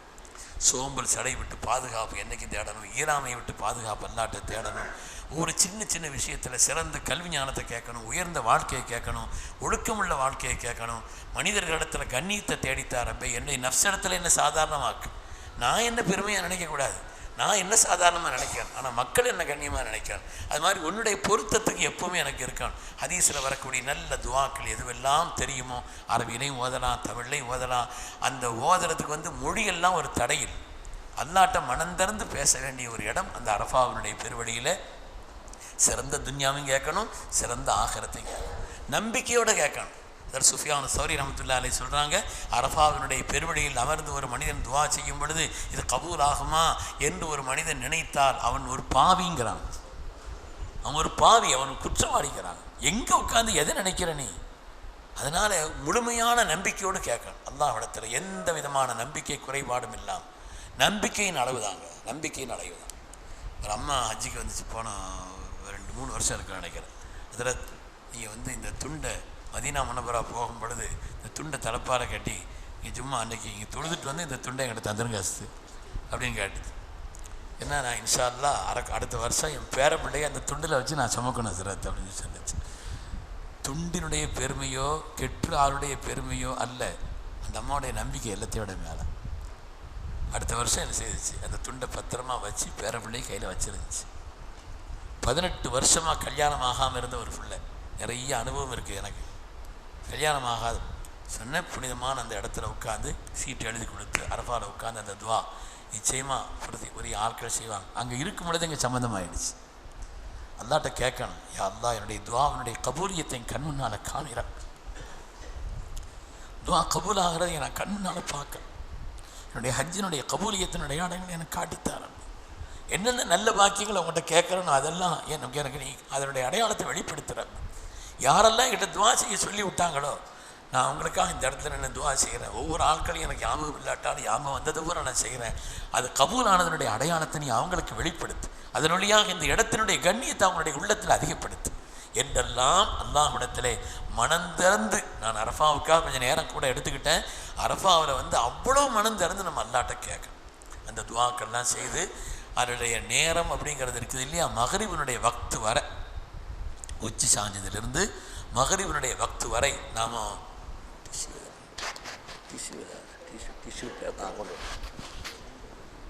மகரிபினுடைய அந்த நேரம் வரை திக்ரை கொண்டு இபாதத்தை கொண்டு நாம் தனியாக துஆ செய்யலாம், மற்றவங்க துஆ செய்யும் பொழுது ஆமீன் சொல்லலாம். ஹஜ்ரத் பேசும்போது சொன்னாங்க இல்லையா, 3 சஹாபாக்கள் உட்காந்து துஆ ஓதுனாங்க. அப்போ அந்த நேரத்தில் சல்லல்லாஹு வந்தாங்க, என்ன செய்தீங்க, என்ன செய்துக்கிட்டு இருக்கிறீங்களோ அதை செய்யுங்கன்னு சொன்னாங்க. நாங்கள் ஆளுக்கால ஒரு துஆ ஓதிக்கிட்டு இருந்தோம்னு சொன்னாங்க. ஓதுங்க, திரும்ப ஓதுங்கன்னாங்க. நீங்கள் திரும்ப ஓதுங்கன்னாங்க. திரும்ப ஓதுனாங்க, ரசூலுல்லாஹ் சேர்ந்து ஆமீன்னு சொன்னாங்க. அப்போ அதனால் சேர்ந்து உட்காந்து துஆ ஓதுறது அது ஒரு பாக்கி. இப்னு உமர் ரலியல்லாஹு அன்ஹுமா அவங்கள பற்றி ஹதீஸில் வருது. ஹஜ்ரத் இப்னு உமர் ரலியல்லாஹு அன்ஹுமா மக்காவில் அங்கே ருக்குனை யமானிக்கு பக்கத்தில் நின்று, ஹஜ்ருல் அஸ்வத் ருக்குனை யமானிக்கு பக்கத்தில் 3-4 சஹாபிகள் சேர்ந்தாங்களாம். நம்ம 4 பேர் ஆளுக்கு ஒரு துஆ ஓதுவோம், நீங்கள் ஓதுங்க, நானும் ஆமீன்னு சொல்கிறேன், நான் ஓதுறேன், நீங்கள் ஆமீன்னு சொல்லுங்கள், உங்கள் மனசில் என்ன இருக்குது அதை நீங்கள் கேளுங்க, நான் துஆ செய்கிறேன், ஓதுறதுக்கு நான் ஆமீன்னு சொல்கிறேன்னு அது 3 பேரும் சேர்ந்து 4 பேர் வருது. 4 பேர் 3 சஹாபியினுடைய பேர் வருது, இன்னொரு சஹாபின்னு ஹதீஸில் வருது. அது 4 பேரும் சேர்ந்து துஆ ஓதுனாங்க. ஒவ்வொரு ஆட்கள் ஒரு துஆ ஓதுனாங்க. அதில் செய்துனா அப்துல்லா இப்னு சுபைர் அல்லான்னு ஓதுனாங்கண்ணா, யா அல்லாஹ் அல்லாஹும்ம லா துமித்னி ஹத்தா தத்தவல்லனி அர்த மக்கா, யா அல்லாஹ் இந்த மக்காவன ஆட்சியன், அதுக்கு தகுதி உள்ளவங்க அவங்க அதனால் கேட்டாங்க, இந்த மக்காவன ஆட்சியன் அதுவரை என்னை மூத்தாக்கிறாதர் அப்படின்னு கேட்டாங்க. மக்காவில் ஆட்சி செய்தாங்க அவங்க. அப்துல்லா இப்னு சுபைர் அல்லான்னு மக்காவில் அவங்க ஆட்சி நடந்துச்சு. இன்றைக்கும் மக்காவில் ஒரு மியூசியம் இருக்குது, அங்கே போனால் காபாவிற்கு உள்ளே உள்ள தூண்கள், பழைய தூண்கள்னு அடையாளம் வச்சுருக்கிறாங்க. அப்துல்லா இப்னு சுபைர் அல்லானுடைய காலகட்டத்தில் உள்ள தூணும் அங்கே இருக்குது. அவங்க துஆ கபூல் ஆச்சு. அது மாதிரி ஒவ்வொரு சஹாபியும் இவனும் வரலான்னு துஆ ஓதுனாங்களா, யா அல்லாஹ் அல்லாஹும்ம லா துமித் ரப்பே, நான் மௌத்தாகிறதுக்கு முன்னால் சொர்க்கத்தை நான் என் கண் முன்னால் பார்க்கணும், அதனுடைய பேரின்பம், அதனுடைய அழகு எந்த கண்களும் கண்டிராத, எந்த காதும் கேட்டிராத, எந்த மனதாலும் கற்பனையிலும் கூட நினைக்க முடியாததுன்னு ஹதீஸில் சொல்லப்பட்டிருக்கிறது அல்லவா. அதனால கற்பனையில் கூட நினைக்க முடியாத அளவிற்குண்டான அவ்வளவு பாக்கியங்கள்னா அந்த சொர்க்கத்தை நான் பார்க்கும் பொழுது சக்கராத்தெல்லாம் மறந்து போயிடும், எனக்கு என்னுடைய கஷ்டமெல்லாம் மறந்துடும், அந்த இன்பத்தில் நான் திளைச்சிருக்கேன். அப்படி திளைத்திருக்கும் பொழுது உன்னை சந்திக்கணும் அப்படின்னு கேட்டாங்க. திளைத்திருக்கும் பொழுது அதற்கு இவனும் இருந்தானுவாம் சக்கராத்தினுடைய வேலை கொஞ்சம் நேரத்துக்கு முன்னால் சொன்னாங்க, நான் ராயித்துஹா என்னை நான் கண்டேன் சொர்க்கத்தில், அதனுடைய எழிலை, அதனுடைய அழகை சொல்கிறாங்க அவங்க. அதனுடைய உயர்வை பற்றி சொல்லி காமிக்கிறாங்க. அதனால் ஒரு ஆள் துஆ ஓதுனா மற்றவங்க ஆமீன்னு சொன்னால் அதுக்கும் அந்த இடத்துல பெரிய அந்தஸ்து இருக்குது. புனிதமான அரஃபாவினுடைய பெருவழியில் நாம் துஆ செய்யணும், எல்லா காரியங்களையும் துஆ செய்யணும், மறந்துடக்கூடாது. அதுதான் எழுதி வைக்கணும்னு சொல்கிறேன். எழுதி வைக்கணும், நம்முடைய சொந்த விஷயங்களையும் சரி எழுதி வைக்கணும். யார் யார் துஆ செய்ய சொன்னாங்க அதை எழுதி வைக்கணும். இந்த விஷயத்தையெல்லாம் கேட்கணும்னு நினச்சிருப்போம், அதையும் குறித்து வைக்கணும். அப்படி மாதிரி உள்ள விஷயங்களை எல்லாம் குறித்து வைத்துக்கொண்டு அரஃபாவிலே எல்லா நிலையிலையும் நாம் துஆ செய்துட்டு மகரிபினுடைய நிலை எப்போ பெறப்பட சொல்கிறாங்களோ பெறப்பட்டுறோம். பஸ் ரெடியாக இருக்குது, மகரிபுக்கு முன்னாலே சொல்கிறாங்க, பஸ்ஸுக்கு முன்னாலே மகரிபுக்கு முன்னாலே பஸ் ரெடியாக இருக்குது, இல்லை பஸ்ஸில் போய் ஏறுங்கன்னா பஸ்ஸில் ஏறி உட்காந்துக்கிற வேண்டியதுதான். ஏறி உட்காந்து என்ன செய்யணும், துவாக்களோ அது ஏதோ தஸ்பீஹாத்துகளோ உட்காந்து ஓதிக்கிட்டு இருக்கணுமே தவிர நாம் அந்த நேரத்தில் உட்காந்து நம்ம அலட்சியமாக இருக்கக்கூடாது. மகரிபுக்கு பிறகு அந்த நாட்கள்லாம் ரொம்ப முக்கியமான நாட்கள், முக்கியமான நேரங்கள். மகரிபுக்கு பிறகு அங்கேருந்து பெறவிட்டு நம்ம முஸ்தலிஃபாவுக்கு கூட்டு போவாங்க. அந்த வண்டி பஸ்ஸில் போங்க, நடந்து போகிறதுக்கு நான் அதெல்லாம் முயற்சி பண்ணக்கூடாது. முஸ்தலிஃபாவுக்கு என்ன செய்யணும், பஸ்ஸில் போய் இங்கே இறக்கி விட்றாங்க. அங்கே இறக்கி விட்டாச்சுன்னா நம்ம ஆட்களோடு சேர்ந்தாங்க உட்காந்துக்காரு. முஸ்தலிஃபாவில் அரஃபாவினுடைய அமல்கள்லாம் முடியும். மகரிபு அரஃபாவில் தொடக்கூடாது. மகரிபினுடைய வக்தே வந்தாலும் சரி, மகரிபினுடைய வக்து நேரம் வந்தால் அங்கே வக்து வந்தாலும் சரி, அங்கே ஜமாத்து நடக்காது. அங்கே பள்ளி இருக்குது, அங்கே அரஃபாவில் இருக்கக்கூடிய பள்ளியில் கூட அங்கே மகரிபினுடைய ஜமாத்து நடக்காது. ஏன்னா மகரிப் அங்கே போய் தொடரணுன்ற சொல்லியிருக்கிறாங்க. அதனால் எல்லோரும் முஸ்தலிஃபாவுக்கு தான் வரும். முஸ்தலிஃபாவுக்கு இங்கேருந்து பெறப்படும். முஸ்தலிஃபாவுக்கு முந்தி வர்றதெல்லாம் ரொம்ப நேரம் ஆகும். இப்போ ஓரளவு கொஞ்சம் சௌகரியங்களை செய்து வச்சுருக்கிறாங்க. அப்படிங்கிற காரணத்தினால முஸ்தலிஃபாவுக்கு நம்ம 2-3 மணி நேரத்தில் அதிகபட்சமாக வந்து சேர்ந்துடலாம். ஒரு வருஷம் நானா இதில் போகும்போது காலையில் 4 மணிக்கு வந்தோம் முஸ்தலிஃபாவுக்கு. அரஃபாவில் பெறப்பட்டு முஸ்தலிஃபா வந்து சேரும்போது 4 மணி, மகரிபும் தொடரலை. நாங்கள் இங்கே வந்து தான் தொழுதோம் அந்த நேரத்தில். அந்தளவுக்கு இருந்துச்சு. இப்போ அப்படி இல்லை, கொஞ்சம் சௌகரியங்கள் இருக்கிறதுனால ஓரளவுக்கு முந்தியோடு சேர்த்துட்றாங்க. முஸ்தலிஃபாவுக்கு வந்து விட்டால் பகலில் அரஃபா எவ்வளவு முக்கியமோ அது மாதிரி முஸ்தலிஃபாங்கிறது இரவு முக்கியம். லைலத்துல் கதரை விட பாக்கியமான ஒரு இரவு அது. லைலத்துல் கதரை விட, ஆனால் ரொம்ப அலுப்பாக இருக்கும். ஏன்னா நம்ம பகலில் தூங்கலை, மத்தியானம் முழிச்சிருக்கிறோம், மத்தியானம் முடித்து ஓதிருக்கிறோம் இல்லையா. அதனால் என்ன செய்யணும், ரொம்ப அலுப்பாக தான் இருக்கும். உணவுலையும் அளவோடு உள்ள உணவுகளை வச்சுக்கிறோம். ரொம்ப மலத்தை இழக்கிற மாதிரி உணவோ, அடிக்கடி பாத்ரூம் போகிற மாதிரி உள்ள உணவோ, அதெல்லாம் என்ன செய்யணும், கொஞ்சம் தவிர்த்துக்கிறோம். அப்படி மாதிரி உள்ள விஷயங்கள்லாம் என்ன செய்யணும், கொஞ்சம் தவிர்த்துக்கிறோம். ஒரு பசிக்கு சாப்பிட்ற மாதிரி உள்ள ஏதாவது ஒன்று 2 வச்சுக்கிறோம். அப்படி தான் கையில் வச்சுக்கிறணுமே தவிர நிறைய சாப்பிட்டுட்டு அது மாதிரி பாத்ரூம் போகிறதுக்கு முன்னாடி இடத்த தேடிட்டு ரொம்ப சிரமப்பட்டு அப்படிலாம் இருக்கக்கூடாது. முஸ்தலிஃபா வந்துட்டோன்னு வைங்க, முஸ்தலிஃபா வந்த உடனே செய்ய வேண்டிய முதல் வேலை மகரிபையும் இஷாவையும் தொழணும். மகரிபையும் இஷாவையும் அவங்க வந்து ஒரு பாங்கு சொல்லி 2 காமத்தை சொல்லி அங்கே மகரிப் இஷாவை தொழணும். தொழுது முடித்த பிறகு கற்களை பொறுக்க வேண்டும். இப்போ அங்கே என்ன செய்கிறாங்கன்னா ஒரு சின்ன பையில் கல்லை போட்டு கூட தர்றாங்க. எங்கே தர்றாங்கன்னு தேடிட்டுலாம் நடக்க வேண்டியதில்லை, எடுத்துக்கலாம். நம்ம இருக்கிற இடத்துல சின்ன பொடி கற்கள் இருக்கும், பொடி கல்லை பார்த்து எடுக்கணும். சைத்தா மேலே எறிகிறேன்னா சைத்தா மேலே எறிகிறாங்க, நம்ம தலையில் தான் விழும் எந்த சைத்தா மேலே எறிகிறோம். இப்போ அதனால் பொடி கற்களாக பார்த்து எடுத்துக்காரோம். ஒரு 70 கற்கள் எடுத்துக்காரோம். 70 கற்கள் தேவைப்படாது, 13 அன்னைக்கு இருந்தால் 70 கல் தேவைப்படும், இல்லைன்னா 49 நமக்கு போதுமானது. இருந்தாலும் 1-2 கூட வச்சுக்கிறதுங்கிறது தப்பு இல்லை. கூடுதலான முறையில் கற்களையும் கொஞ்சம் எடுத்து வச்சுட்டு யாருக்கா கல் கேட்டாங்க அவங்களுக்கு கூட கொடுக்கலாம். அதனால் முதல்ல மகரிப் இஷா தொழணும். அதுக்கு அடுத்து 70 கற்களை, 49 கல்லை 70 கல்லை பொறுக்கிக்காரன். அதுக்கு அடுத்து அங்கே ஓதன துவாக்கள், அங்கே ஓதன திக்ருகள் இருக்குது இல்லையா, எவ்வளோ முடியுமோ அவ்வளோ ஓதும். நமக்கு ரொம்ப அலுப்பாக இருக்குது, கொஞ்ச நேரம் படுத்துறோம், அது ஒன்றும் தப்பு இல்லை. கொஞ்சம் நேரம் அசைந்து என்ன செய்யலாம், ரெஸ்ட் எடுத்துக்கலாம். முஸ்தலிஃபாவில் படுக்கிறதுக்குன்னா டென்ட் வசதி அது இதெல்லாம் ஒன்றும் இருக்காது, கையில் ஒரு போர்வை கொண்டு போகும் இல்லையா. ஆனால் அன்னைக்குள்ள தூக்கம் இருக்குது, சுபஹானல்லாஹ், அப்படி ஒரு தூக்கம் வரும்.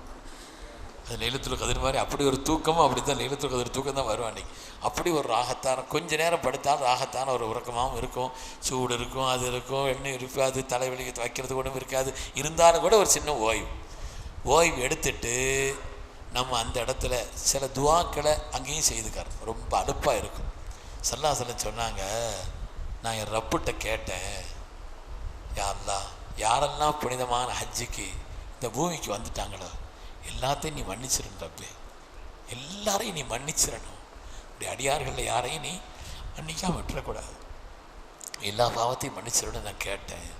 அல்லாஹ் சொன்னால், எனக்கு செய்திருந்த குறைபாடுகளில் அவங்க என்கிட்ட மன்னிப்பு கேட்டால் நான் மன்னிப்பு கொடுத்துறேன்னா, வேறு யாருக்காவது அவங்க அநியாயம் பண்ணியிருந்தா அதுக்கு நான் என்ன செய்ய முடியும், அவங்க மன்னிக்கணும் இல்லையா. அவர் 3வது ஆள் மன்னிக்காமல் நான் இப்படி மன்னிக்க முடியும்னு என் ரப்பு எட்ட கேட்டான். ஆனால் நான் என் ரப்புட்ட சொன்னேன், அல்லாஹுவே, அப்படி ஒரு ஆள் வந்திருந்தாலும் கூட யாருக்கு அவர் அநியாயம் செய்திருந்தாரோ அவருக்கு உன்புறத்திலிருந்து ஏதாவது நீ சன்மானத்தை கொடுத்துரு, இவர் மன்னிச்சிரு ரப்பே. என்ன இவர் வந்துட்டார், அதனால் இந்த இடத்துல இவரை நீ மன்னிச்சிரு. அவர் வேறு யாருக்காவது அநியாயம் செய்திருந்தார் கூட, யாருக்கு குறைபாடு செய்திருந்தாரோ அதுக்கு உன்புறத்திலிருந்து ஏதாவது நீ சன்மானத்தை, ஒரு பகரத்தை நீ கொடுத்துட்டு இவரை நீ மன்னிச்சிரு ரப்பேன்னு கேட்ட அந்த துவாவை அல்லாஹ் முஸ்தலிஃபாவில் கபூல் செய்தான்னு சொன்னாங்க. சல்லாஸ் அரஃபாவில் நான் கேட்டேன், ஆனால் அல்லாஹ் அதை நிறுத்தி வச்சிருந்தான். மீண்டும் மீண்டும் என் ரப்பிடத்தில் கேட்டேன், அந்த துவாவையும் கூட அல்லாஹ் முஸ்தலிஃபாவில் கபூல் செய்து விட்டான்னு சொன்னான். அதனால் அங்கே உள்ள சொச்சம் மிச்சம் எல்லாத்தையும் சேர்த்து முஸ்தலிஃபாவில் செய்துக்கிறேன். முஸ்தலிஃபாவில் சில துவாக்களை செய்கிறதுல வந்து கவனம் நம்ம செலுத்தணும். முஸ்தலிஃபாவை அந்த இரவுங்கிறது ரொம்ப அலுப்பாக இருக்கும். நான் சொன்னேன் இல்லையா, ரொம்ப அலுப்பாக இருந்தால் 2 ரக்காத் தொழுது, அந்த ரொம்ப அலுப்பாக இருக்கிற, ரொம்ப சடைவாக இருக்குது, ரொம்ப இயலாமையாக இருக்குது, ரொம்ப முடியாமையாக இருக்குது. எனக்கு உற்சாகத்தை தாரப்பே, எனக்கு ஆர்வத்தை தாரப்பே, எந்த விஷயங்களை கேட்கணுமோ அதை என்னுடைய நினைவில் தாரப்பே, எந்த விஷயத்தையும் நான் மறந்துடாமல் கேட்கறதுக்கு நான் ஒரு நிலையத்தான் சொல்லி அல்லாட்ட கேட்டு அதையும் கேட்டுக்கார். ஹைர் ஆக அந்த பகலும் 9 தான், இரவு 9 தான். பகல் அரஃபா இருக்குது இல்லையாங்க, 9ஆம் நாள் அன்னைக்கு இரவு முஸ்தலிஃபா வந்துட்டோம், அதுவும் 9ஆம் நாள் இரவு தான். 9 அங்கே தங்கின பிறகு அதிகாலையில், முஸ்தலிஃபாங்கிறது முக்கியமான இடம், ஃபைதா அஃபல்து மின் அரஃபாத்தின் அல்லாஹ் சொல்வான், அரஃபாத்திலிருந்து நீங்கள் திரும்பினால் ஃபதுக்குருல்லாஹ் இந்தல் மஷ்அரில் ஹராம், மஷ்அருல் ஹராம் என்ற அந்த முஸ்தலிஃபாவில் நீங்கள் அல்லாஹ்வை திக்ர் செய்யுங்கள்ங்கிற. அதனால் அங்கே வந்து நம்ம தங்கிட்டோம்னு சொன்னால் அதிகாலையில் அன்றைக்கி தஹஜ்ஜுது அது இது எல்லாத்தையும் கவனம் செலுத்தணும். அலுப்பாக இருக்கும், தூக்கம் கம்மியாக தான் இருக்கும், சடைவாக தான் இருக்கும், தூங்க சொல்லும் ரொம்ப. அதுலேயும் முஸ்தலிஃபாவை பொறுத்த வரையில் அதிகாலையில் தஹஜ்ஜுதில் பாத்ரூம்லாம் ஓரளவு முஸ்தலிஃபாவில் கம்மியாக தான் இருக்கும், முஸ்தலிஃபாவில் பெரிய அளவுக்கு இருக்காது. அதனால் ஏதாவது நம்ம வாளிகளி வச்சுருந்தோன்னு வைங்க, இதெல்லாம் அந்த நேரத்தில் பயன்படும். குளிக்கிறதுக்கு அங்கே பயன்பட்ட மாதிரி இங்கே ஒரு வாளியில் தண்ணி பிடிச்சிட்டு வந்தோன்னு வைங்க, ஒரு செக்கு வச்சு 10 பேர் ஒது செய்துக்கரலாம், தண்ணி ஊற்றி என்ன செய்யலாம், ஒது செய்துக்கரலாம்.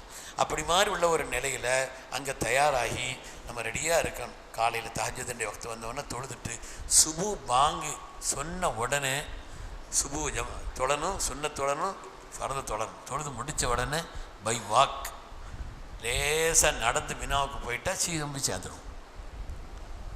நம்ம மினாவில் எந்த இடத்துல தங்கியிருக்கிறோம், நம்ம ரோடு மினாவில் முக்கியமான ரோடு ஒரு 3 ரோடு தான் முக்கியமான ரோடு. அது ஷாரிய ஜவுஹரான்னு இருக்கும், ஷாரியுல் அரபுன்னு இருக்கும். அந்த ரோட்டை மட்டும் நமக்கு ஒரு அடையாளம் தெரிஞ்சு டெண்டினுடைய இதையும் தெரிஞ்சுக்கிட்டோம்னு வைங்களேன், நம்ம அந்த ரோட்டை பிடிச்சிட்டோம் நேராக என்ன செய்யும், பெரும்பாலும் மின்னால் சீக்கிரம் போய் டெண்டில் போய் சேர்ந்துடலாம். காலையில் வெயில் வர முந்தையே போய் சேர்ந்துடலாம். எவ்வளவு சீக்கிரம் முடியுமோ சுபு தொழுத உடனே தாமதிக்கவே கூடாது. உடனே மெதுவாக நடந்து போயிட்டோன்னு சொன்னால் கூட்டம் அடர்த்தியாக வர்றதுக்கு முன்னால், வெயில் வர்றதுக்கு முன்னால் ரொம்ப கூட்டம் வந்தாலும் நடக்கிறது சிரமமாக இருக்கும். பஸ்ஸெல்லாம் விட மாட்டாங்க. அந்த இடத்துல என்ன செய்யறோம், அந்த நேரத்தில் மெதுவாக போய் ஒரு 2 கிலோமீட்டர் 2.5 கிலோமீட்டர் தான் உச்சபட்சமாக. நமக்கு 2-2.5ன்னு சொன்னால் ரொம்ப மாதிரி தெரியும், ஆனால் மெதுவாக நடந்தாலும் வைங்க சீக்கிரம் போய் சேர்ந்தார். எதுக்கு சொல்ல வர்றேன், ஒரு வருஷம் அப்போலாம் வந்து பஸ்ஸு போகும், முஸ்தலிஃபாவிலேருந்து மினாவுக்கு பஸ்ஸில் போகலாம். அப்படி ஒரு காலகட்டம். அப்படி ஒரு காலகட்டத்தில் நாங்கள் ஒரு 2-3 பஸ்ஸு ஆட்கள் எங்கள் கூட இருந்தாங்க. நான் சொன்னேன், யார் யார் நடந்து வர்றாங்களோ அவங்க கூட எங்க கூட வாங்க, பஸ்ஸில் இல்லை போய் தான் ஆகணும்னு சொன்னால் அவங்க போங்க. ஒரு அனுபவப்பட்ட 25-30 வருஷம் அனுபவப்பட்ட ஒரு ஆள் பஸ்ஸில் கூட ஏற்றி விட்டுட்டோம், இங்கே போங்க. நாங்கள் ஒரு 1 மணி நேரத்தில் எங்கள் டென்ட்டில் போய் சேர்ந்துட்டோம். அவர் டென்ட்டுக்கு வரும் பொழுது டைம் தெரியுமா, சாயங்காலம் 5:30 மணி. சாயங்காலம் 5:30 மணி. அவர் சொன்னார், நாங்கள் வந்து ஒரு 10 தடவையாவது மக்காவை தவாப் செய்திருப்போம். மக்காவை மொத்த மக்காவையும் நாங்கள் 10 தடவை சுற்றி காமிச்சிட்டோம் எங்களுக்குன்னா. இப்போ அதனால் சில விஷயங்கள் வந்து பைவாக்கு நடந்துட்டுன்னு வைங்க, கொஞ்சம் சிரமமாக இருந்தாலும் கொஞ்சம் உட்காந்து மெதுவாக போயிட்டோன்னா டென்ட்டில் சீக்கிரம் போய் சேர்ந்தார். அப்போ 10ஆம் நாள், இவன் 10ஆம் நாள் எங்கே இருக்கிற நம்ம மினாவில் இருக்கு. 9ஆம் நாள் பகலில் அரஃபாவில், 9ஆம் நாள் இரவில் முஸ்தலிஃபாவில், 10ஆம் நாள் நாம் எல்லாரும் மினாவுக்கு போய் சேர்ந்துடும். மினாவுக்கு சேர்ந்தால் அன்று செய்ய வேண்டிய காரியம், அன்று மினாவில் போய் சேர்ந்துட்டோன்னு சொன்னால் அன்னைக்குள்ள முதல் வேலை ஜமரத்துல் அக்கபா என்று சொல்லப்படக்கூடிய இடங்களில் பெரிய சைத்தானுக்கு போய் கல்லெறிஞ்சிட்டு வந்துடணும். 7 கல் மட்டும். அன்னைக்கு செய்ய வேண்டிய முதல் வேலை சைத்தானுக்கு 7 கல். ஒரே ஒரு சைத்தானுக்கு தான் ஜமரத்துல் அக்கபா என்று சொல்லப்படக்கூடிய 1, 2, 3. அதில் இதை சைத்தானை கல்லறியணும்னா இதில் சில விஷயங்கள் நீ வழங்கிக்கிறணும். சைத்தான் இருப்பாங்க நின்றுக்கிட்டு இருக்கான்னு நினைக்கக்கூடாது. அங்கே ஒன்றும் நிற்கல, ஒரு குச்சி ஒரு கல்லுமா வச்சுருக்காங்கன்னே ஆசிரியர். சில பேர் அந்த கல்லில் குறி பார்த்து அடிக்கிறதுக்காண்டி பார்ப்பா, அப்படிலாம் இல்லை. கல்லில் குறி பார்த்து அடிக்கணுங்கிறது இல்லை, இங்கனத்தான் சைத்தான் நிற்கிறாங்கிறதும் இல்லை. நம்ம என்ன செய்யணும், கல்லை உள்ளே உள்ற மாதிரி போட்டுக்கிற வேண்டியதானே தவிர அது மாதிரி தூரத்துலேருந்து ஓங்கி அடிக்கிற அடியில் ஏற்கனவே பின்னால் மண்டை வேந்துடும் சில பேர். என்ன அவங்க பூரா சைத்தான் அப்படி வெறித்தனமாக தாக்குறோன்னு நினச்சிட்டு இஸ்ரேல் மேலே போடுற மாதிரி நினச்சிக்கிட்டு அப்படி வேகமாக இங்கேருந்து போட்டாங்கன்னு வைங்க, பிழைக்கிறது மற்ற ஆட்களுடைய மண்டை தான் பிழைக்கும். அதனால் என்ன செய்யணும், முடிஞ்ச வரை அந்த பக்கத்தில் போய் நின்று பிஸ்மில்லாஹி ரஜ்மல்லி ஷைத்தான் வரிதல்லி ரஹ்மான். ஹஜ்ஜிக்கு வந்துட்டோம், அரஃபாவில் தங்கிட்டோம், முஸ்தலிஃபாவில் இருந்துட்டோம், அன்று பிறந்த பாலகனாய் ஆகிவிட்டோம் என்று சொன்னால் இனிமேல் என்னுடைய வாழ்க்கையிலே என்னை பாவங்களில் ஆழ்த்தக்கூடிய பெரிய தடை இந்த ஷைத்தான் தான். அல்லாஹ்வே அந்த ஷைத்தானை விட்டு என்னை பாதுகாத்து இனிமேல் என்னுடைய வாழ்க்கையில் ஷைத்தானை விட்டு நான் விலகியும் உன்னுடைய பொருத்தத்தை நோக்கமாக கொண்டும் இருப்பேன் என்பது தான் ஷைத்தானை கல்லெறிவதனுடைய நிலை.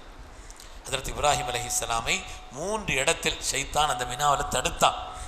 இஸ்மாயில் அலைஹிஸ்ஸலாம் அல்லாஹ்வுடைய உத்தரவுக்காக வேண்டி அறுத்து பலியிட கூட்டு போகும் பொழுது இப்ராஹிம் அலைஹிஸ்ஸலாமுடைய மனதிலே 3 இடங்களில் ஷைத்தான் குறுக்கிட்டான். அந்த 3 இடங்களில் அவங்க என்ன செய்தாங்க, விட்டு விலகுவதற்காக அவங்க கல்லெறிஞ்சாங்க. அதனுடைய சுன்னத்தை நம்ம பின்பற்றோம். அந்த அடிப்படையில் ஒரு 3 அந்த 10ஆம் நாள் செய்ய வேண்டிய முதல் வேலை கல்லெறியணும். 2வது வேலை நாம் அறுத்து பலியிடணும். நாங்கள் பேங்கில் கட்டிட்டோம் சார், முந்தையே கட்டிட்டோம், முடிஞ்சு போச்சு அந்த வேலை. கட்டிட்டா டைம் வருமா, அது வருமா? அதாவது அவங்க டைம் கொடுத்தாங்க அப்படின்னு சொன்னால் 100 நாளா 100 ரொம்ப சந்தோஷம், மெசேஜ் வருது அப்படின்னு சொன்னால் மெசேஜ் இத்தனை மணி கொடுத்துட்டோன்னு வந்து அந்த மெசேஜை கொஞ்சம் எதிர்பார்த்து அந்த டயத்துக்கு அப்புறம் முடிய களையணும். முதல்ல என்ன செய்யணும், சைத்தானுக்கு கல்லறியணும் 7 கல். அதுக்கு அடுத்து நம்ம அறுத்து வெளியிடுவதற்காக வேண்டி பணம் கட்டியிருந்தோம்னு சொன்னால் நமக்கு வரக்கூடிய மெசேஜை அடிப்படையாக வச்சு அதுக்கு அடுத்து நாம் தலைமுடி இறக்கணும். தலைமுடியை உளிச்சா இறக்கணும் கொஞ்சம் பார்த்து. ஏன்னா அங்கே வந்து தனித்தனி இடங்கள் யார் இப்போ தெரியாது கேட்பான், பார்த்து ஏன்னா சில பேர் பார்த்து அவங்கள குர்பானி கொடுத்த மாதிரி இருக்கும். அப்படி பார்த்தா அப்படியே தலை பூரா எது அஞ்சரியால் தான் சொல்லி அங்கே போய் நின்று அவன் மண்டையை பிளந்து விட்டுருப்பான் ஒவ்வொரு ஆட்கள். அப்படிலாம் இல்லாமல் யார் கொஞ்சம் நல்ல சாதாரணமாக எடுக்கிறாங்களோ அப்படி மாதிரி உள்ள ஆட்கள்கிட்ட பார்த்து அங்கே தலைமுடி இறைக்கிறேன். பெண்களை பொறுத்தவரையில் அவங்க ஏற்கனவே அவங்களுக்கு ரொம்ப ஈஸியான விஷயம், கையில் என்ன செய்யணும், இடது கையில் ஒரு 3 முடியை சுற்றிட்டு வெட்டி விட்டுட்டாங்கன்னா அவங்களுடைய ஹல்க்குங்கிறது முடிஞ்சு போச்சு. அப்போ முதல்ல கல்லெறிகிறது, 2வது அறுத்து பலியிடுவது, மெசேஜ் வந்துருச்சுன்னா நமக்கு அது முடிஞ்சிச்சு இந்த விஷயம். அதுக்கடுத்து 3வதாக தலைமுடி இறக்கிட்டோன்னு சொன்னால் நார்மல் ட்ரெஸ்ஸில் வந்துடலாம். இதில் லெப்பைக்குன்னு ஆரம்பிப்போம் இல்லையா, தல்பியா எஹ்ராமிலிருந்து ஆரம்பித்து முதல் கல் எறிவது வரை லெப்பைக்கு சொல்லணும். முதல் கல் எரித்ததோடு தல்பியா முடிஞ்சு போச்சு. 10ஆம் நாள் முதல் கல் எரியிறோம் இல்லையா, எரியிறதோடு தல்பியா முடிஞ்சிச்சு. அதுக்கு ஒரு தக்பீர் இருக்கும். தல்பியாங்கிறது மது சைத்தானு கல்லெறி, தல்பியாங்கிறது நமக்கு நிறைவாயிடுச்சு. இப்போ கல்லெறிஞ்ச பிறகு அதுக்கு பிறகு அறுத்து பலியிட்டு அந்த தகவல் வந்த பிறகு தலைமுடி இறக்கி நார்மல் ட்ரெஸ்ஸில் ஆயிரும். நார்மல் ட்ரெஸ்ஸில் ஆயிட்டால் எஹ்ராமினுடைய தடைகளாக என்னென்ன சட்டங்கள்லாம் இருந்துச்சோ எல்லாம் நீங்கிருச்சு. எஹ்ராமுக்கு உண்டான தடைகள், தையலாட அணியக்கூடாது, ஆண்கள் இருந்துச்சு, நறுமணம் பூசக்கூடாது இருந்துச்சு இல்லையா, இந்த தடைகளெல்லாம் நீங்கிடுச்சு. ஆனால் கணவன் மனைவி வீடு சேருவது, அது தொடர்பான பேச்சுக்களை பேசுவது என்ற தடை மாத்திரம் நீங்கவில்லை. அந்த தடை மாத்திரம் என்ன செய்யலை, நீங்கள் என்ன எதுக்காக இதை சொல்கிறேன்னு சொன்னால் நீங்கள் தப்பாக நினச்சிக்கிற கூடாது. சில விஷயங்களை இது பண்ணணும். அவங்க வந்து மினாவுக்கு வந்துட்டு குளிச்சுட்டு பக்கத்தில் ரூம் இருக்குதுன்னு நாங்கள் ரூமுக்கு போனாங்கன்னு வைங்க, எல்லா ஹாஜிகளும் மினாவில் இருக்கிறாங்க, நம்ம 2 பேரும் தான் இங்கே இருக்கிறோன்னு சொல்லிவிட்டு அங்கே ஏதாச்சும் சேட்டை பண்ணிட்டு வந்துடக்கூடாது. இங்கே வணங்குதா வந்தாங்கன்னு வைங்க, அதுக்கு தனியாக ஆடு கொடுக்க வேண்டியது இருக்கும். அதுக்காக சொல்கிறேன், சில விஷயங்களை வந்து நம்ம வந்து எஹ்ராமை களைஞ்சிட்டோமே நினைப்பாங்க, வேற ஒன்றும் இல்லை, அவங்க தப்பாக இது இல்லை, நம்ம கணவன் மனைவியாக இருக்கிறோம், எஹ்ராமை களைஞ்சிட்டோம், நார்மல் ட்ரெஸ்ஸில் வந்துட்டோம் அப்படின்னு நினைப்பாங்க. ஆனாலும் கூட அவங்களுக்கு அந்த ஃபரதான தவாஃபினுடைய காரியங்கள் முடிகிற வரை அந்த சட்டம் நீங்காது, அந்த சட்டம்ங்கிறது நீங்காது. அப்போ அதனால் எஹ்ராமினுடைய மற்ற தடைகளெல்லாம் நீங்கிவிடும் இந்த ஒரு தடையை தவிர. அதுக்கு பிறகு அவங்க மினாவில் தங்கியிருக்காங்க. மினாவில் தங்குறது அப்படிங்கிறது இருக்குது, தங்கி இருக்கக்கூடிய அந்த மினாவில் தான் நம்ம தங்கி கல்லெறிகிறது தான் மினாவில் வேறு. மினாவில் அந்த கல்லெறிஞ்சதுக்கு முடித்ததுக்கு பின்னால் மினாவில் தங்கியிருக்கோன்னா ஹஜ்ஜினுடைய வாஜிபுகள் 5 உங்களுக்கு சொன்னேன் இல்லையா, ஹஜ்ஜினுடைய ஃபர்து 2, ஒன்று அரஃபாவில் தங்கிறது, அது மாதிரி 2வது ஃபர்தான தவாஃபுல் இஃபாதா செய்கிறது. ஹஜ்ஜினுடைய வாஜிபுன்னு 5 சொன்னோம் இல்லையா, சஃபா மருவாவுக்கு இடையில் தொங்கோட்டம் ஓடுவது, இது ஃபர்தான தவாஃபுக்கு பிறகு தொங்கோட்டம் போகிறோம் இல்லையா, ஃபர்தான தவாஃபுக்கு பிறகு அது வாஜிப். அது மாதிரி கல் எறிவது வாஜிப் 2வது. 3வது முஸ்தலிஃபாவில் தங்குவது வாஜிப்.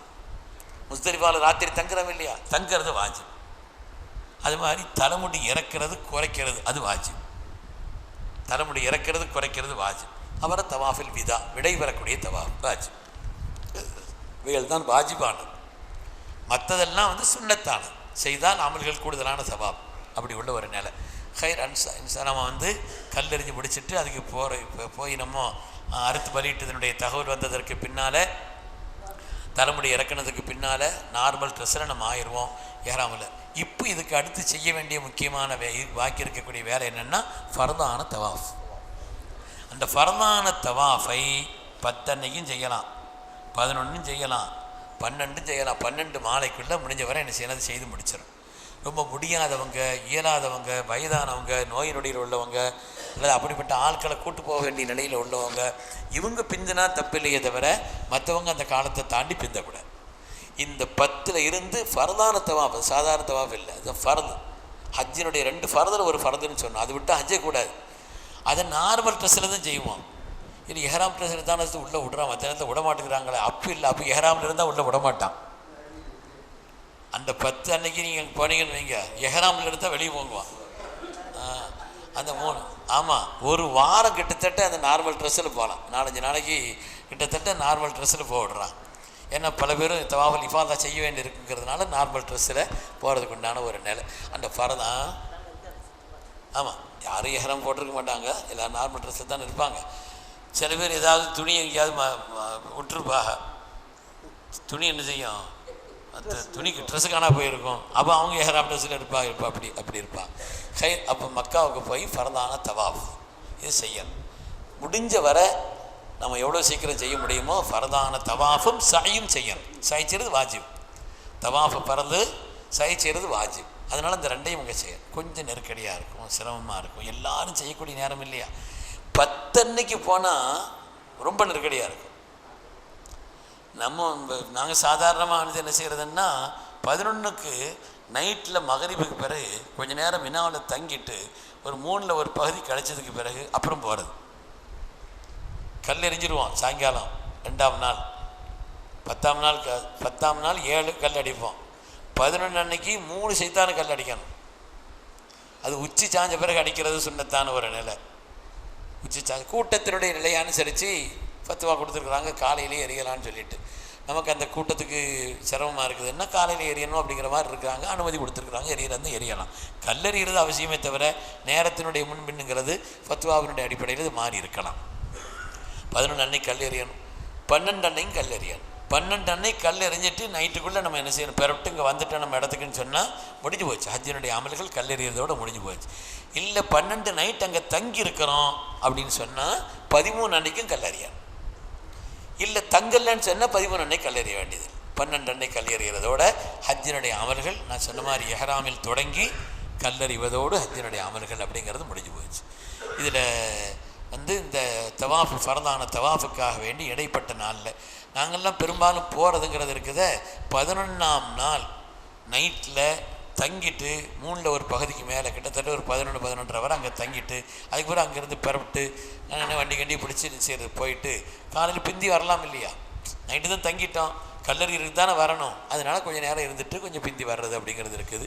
அது அங்கே உள்ள சௌகரியம், கூட்டாளிகளுடைய பழக்கம், மற்ற இருக்கிற ஆட்களுடைய நிலைகள்லாம் அனுசரித்து எல்லோரும் சேர்ந்து எப்பவும் போகிறாங்களோ அது மாதிரி சேர்ந்து அந்த நேரத்தை போய்க்கணும். இன்ஷா சரி, இன்ஷா அல்லாஹ்.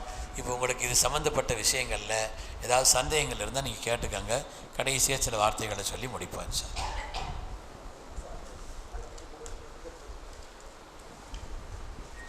இந்த ஒரு அசத்துமாரம் இருக்கிறவங்க யாரும் துண்டு சீட்டில் எழுதி வச்சுருந்தா அதை வாங்கிட்டு வாங்க. அவங்க எரிஞ்சு கொடுக்குற மாதிரி இல்லாமல் நீங்கள் உள்ளே போங்க, யாரும் எழுதி வச்சுருந்தாங்கன்னா அது கொடுத்துருக்காங்க. பேப்பர் வேணும்னா எழுதி தந்தது இங்கே கொடுத்துருங்க, அதை இங்கே கொடுத்துருங்க. அது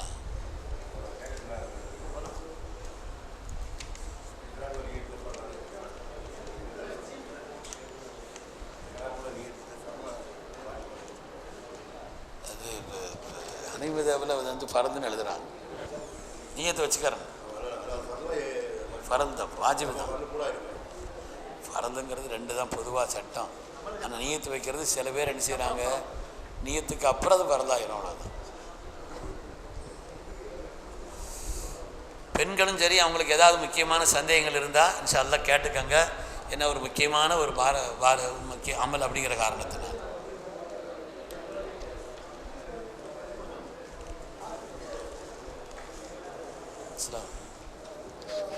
நிறையவா இருக்குது, நிறைய இருக்குது. புக்கு நிறைய இருக்குது. அந்த புக்கா இல்லை இல்லை அந்த புக்கு இருக்கு, நிறைய இருக்குது. 2 பெட்டி இருக்குது. 2 பெட்டி போயிருக்கோம், பெரிய பெட்டி போயிருக்கா, சின்ன பெட்டி 2 பேர் பெண்கள்கிட்ட கொடுத்தாச்சா?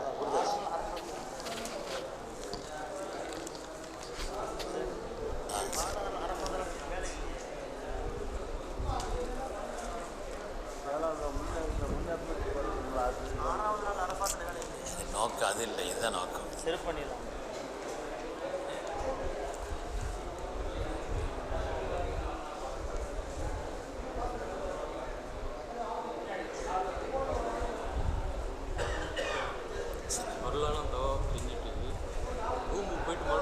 வரலாம் தாராளம்.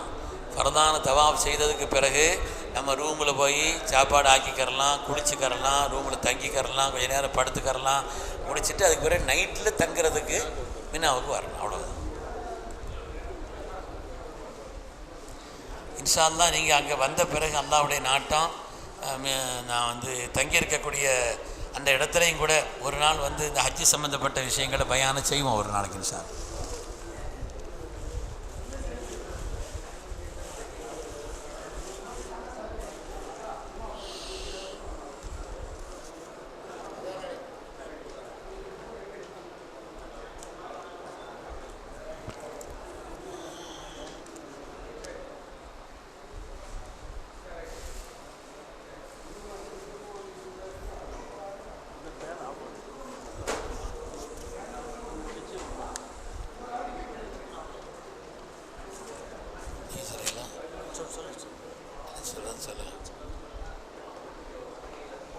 ஜனாசா தொழுகையில் கலந்துக்கலாம். மக்கா மதீனாவில் பெண்கள் தொழுது கொள்ளும்.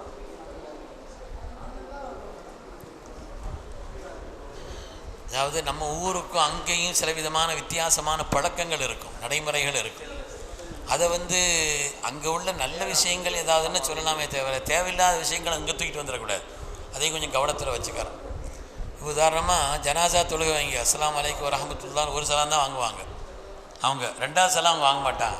ஒரு சலாம் வாஜிபு, ரெண்டாவது சுன்னத்து, அதை செய்ய மாட்டாங்க. அதனால் ஒரு சலாம் தான் சொல்லணும் அப்படின்னு இங்கே வந்து சண்டை போட்டுட்டு இருக்கக்கூடாது. அந்த காரியங்களை இங்கே வந்து ஏதாவது பித்தனா பண்ணிக்கிட்டு இருக்கக்கூடாது. அதெல்லாம் கொஞ்சம் கவனத்தில் வச்சுக்காரு. அங்கே உள்ள பழக்கம் அது அப்படின்னு விட்டுட்டு போயிடணும். அதில்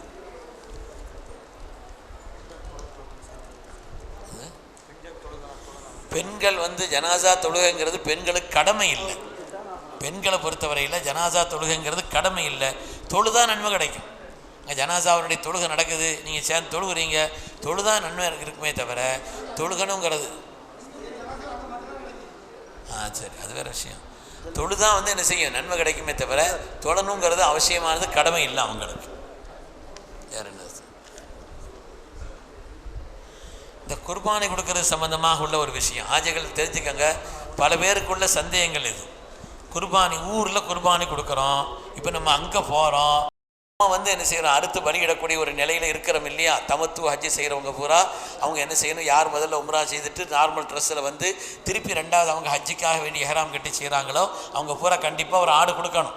அது ஆணோ பெண்ணோ தனித்தனியாக, கணவன் மனைவி வர்றாங்கன்னா கணவனுக்கு கொடுக்கணும், இவருக்கு கொடுக்கணும், ஒவ்வொரு ஆட்களுக்கும் கொடுக்கணும். அப்படி கொடுக்குற நேரத்தில் ஊரில் அவங்க உதவியாக கொடுக்கணுமானா ஊரில் உதவியாக கொடுக்கறதுங்கிறது அவங்களுக்கு கடமை இல்லை. அங்கே கொடுக்கறதுனால இங்கே அந்த கடமை இல்லை. கொடுக்குறாங்க, கொடுத்தா சவாம், அது வேறு விஷயம். ரெண்டாவது உம்ரா செய்யும்போது எங்கே வச்சு நியத்து வைக்கணும்?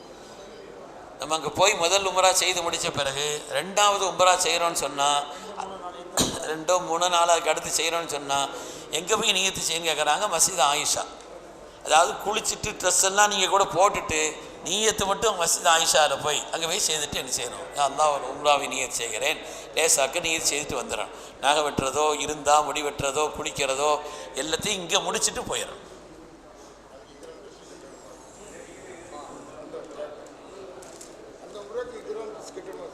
எந்த உம்ராவானாலும் எஹ்ராமோட தான் இருக்கணும். உம்ரான்னு சொன்னாலே 4 விஷயம் இல்லை.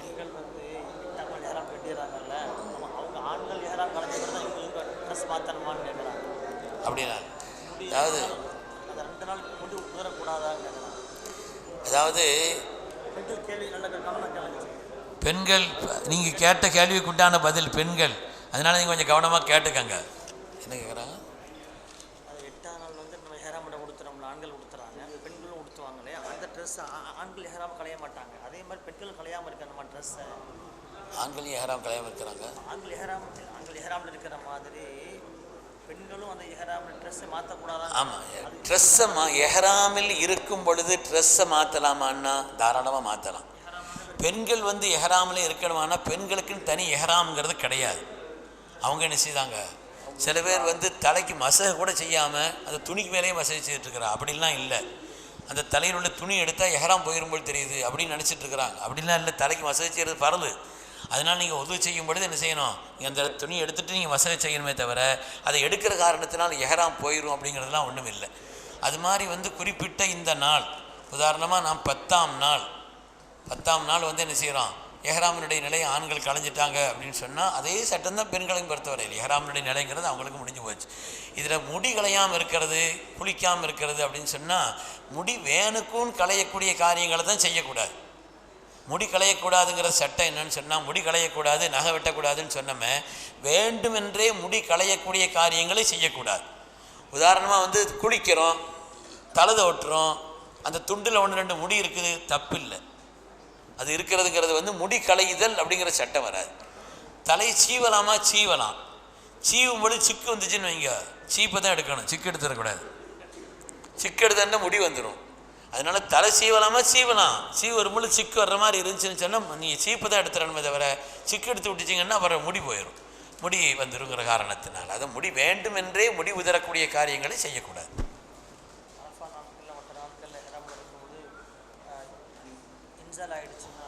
அது குளிப்பு கடமை ஆகிடுச்சுன்னா, ஆமாம், ஆண்கள் வந்து என்ன செய்கிறாங்க, எஹ்ராமில் இருக்கிற நேரத்தில் குளிப்பு கடமை ஆகிடுச்சுன்னா அதனால் ஒன்றும் இல்லை.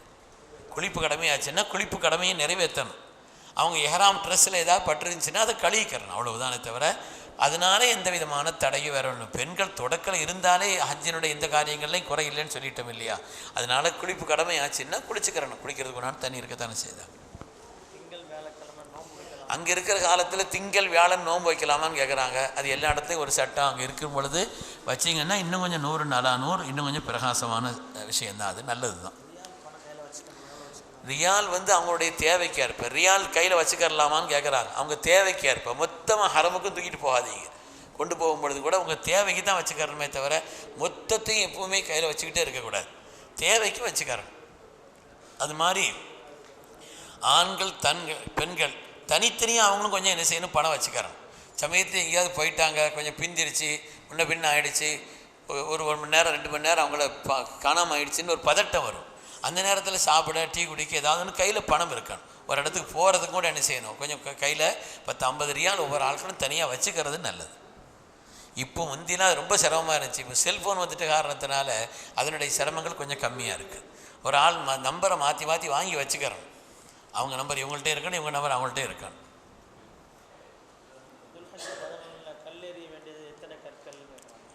துல்ஹஜ் மாதம் 10ஆம் நாள் 7 கல் எறியணும், பெரிய சைத்தானுக்கு மட்டும். 11, 12 அந்த 2 நாட்களும் சின்ன சைத்தான், நடு சைத்தான், பெரிய சைத்தான் என்று 3 இடங்கள்லையும் 7 கற்கள் எறிய வேண்டும். 7 கல்லை மொத்தமாக எரிஞ்சிங்கன்னு வைங்க, ஒரு கல்லு தான் அர்த்தம். ஒரு கல்லை தனித்தனியாக எடுத்து எரியணும். நம்ம மற்றவங்களுக்காக கல் எறியலாமான்னா எரியலாம்.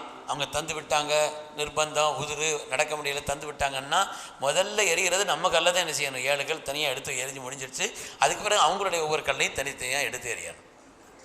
எரியும் பொழுது பிஸ்மில்லாஹி ரஜ்மல்லி ஷைத்தான் வரிதல் ரஹ்மான் சொல்லணும். அது தெரியல, பிஸ்மில்லாஹி அல்லாஹு அக்பர். துவாவை பிஸ்மில்லாஹி ரஜ்மன் லிஷைத்தான் வரிதன் லிர்ரஹ்மான். தமிழில் நீங்கள் சொல்கிறதா இருந்தாலும் கூட என்னுடைய ரப்பை திருப்திப்படுத்துவதற்கும் ஷைத்தானை வீழ்த்துவதற்கும் இந்த கல் எறிகிறேன்.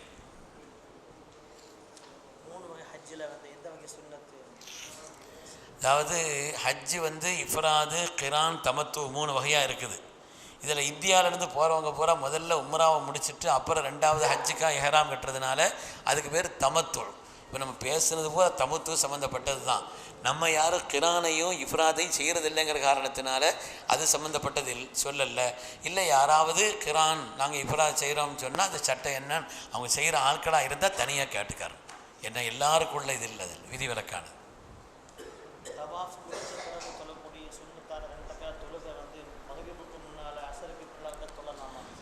காரணம் வந்தால் காரியம் வந்துடும். பொதுவாக மார்க்கத்தில் காரணம் வந்துச்சுன்னு வைங்க, தவாஃப் செய்து முடிச்சிட்டோம், நமக்கு அதுக்கு பிறகு தொழுகைங்கிறது இருக்குது இல்லையா. பொதுவாக மக்ரூஹான நேரங்களை முடிஞ்ச வரை தவிர்த்துக்கிறணும். இப்போ அசருக்கு பிறகு ஒரு தவாஃப் செய்கிறோம், மகரிபுக்கு முன்னாலே தவாஃப் முடிஞ்சிருச்சு, நேரம் இருக்குது, 2 ரக்காத் தொழ போகிறோன்னு சொன்னால் மகரிபுக்கு பிறகு தொழுகிறதுக்கான வாய்ப்பு இருக்குதுன்னா நீங்கள் மகரிப் பிறகு தொழுதுக்கிறது நல்லது. இல்லை அப்போ தொழுதாலும் கூடுமானா கூடும். ஏன்னா சபப் வந்துருச்சு, காரணம் வந்துருச்சு. காரணம் வந்ததுனால உதாரணமாக அசருக்கு பிறகு பொதுவாக தொழக்கூடாது தான். ஜனாசா வந்துச்சுன்னு வைங்க, தொலை தானே செய்வோம். அது மாதிரி விட்டது என்ன காரணம் வந்துருச்சு, ஜனாசாங்கிறது ஹுதூர் ஆகிடுச்சுங்கிற காரணத்தினால. இருந்தாலும் ஹனஃபி வந்து பின்னால் பிற்படுத்தி தொழுகிறத நல்லதுன்னு எழுதுகிறாங்க. மக்ரூஹான நேரத்தில் தொழுகாமல் நீங்கள் மகரிபுக்கு பிறகு தொழுகிறதா ஏற்றமானது அப்படின்னு எழுதியிருக்கிற பெருமக்களுடைய அந்த ஒரு வாசம் இருக்கிற காரணத்தினால பின்னால் தொழுதுகிறது நல்லது. இறந்த கணவருக்காக மனைவி பதிலி ஹஜ்ஜி செய்யலாமான்னு செய்யலாம். முதல்ல இவங்க ஹஜ்ஜி செய்திருக்கணும் முந்தி.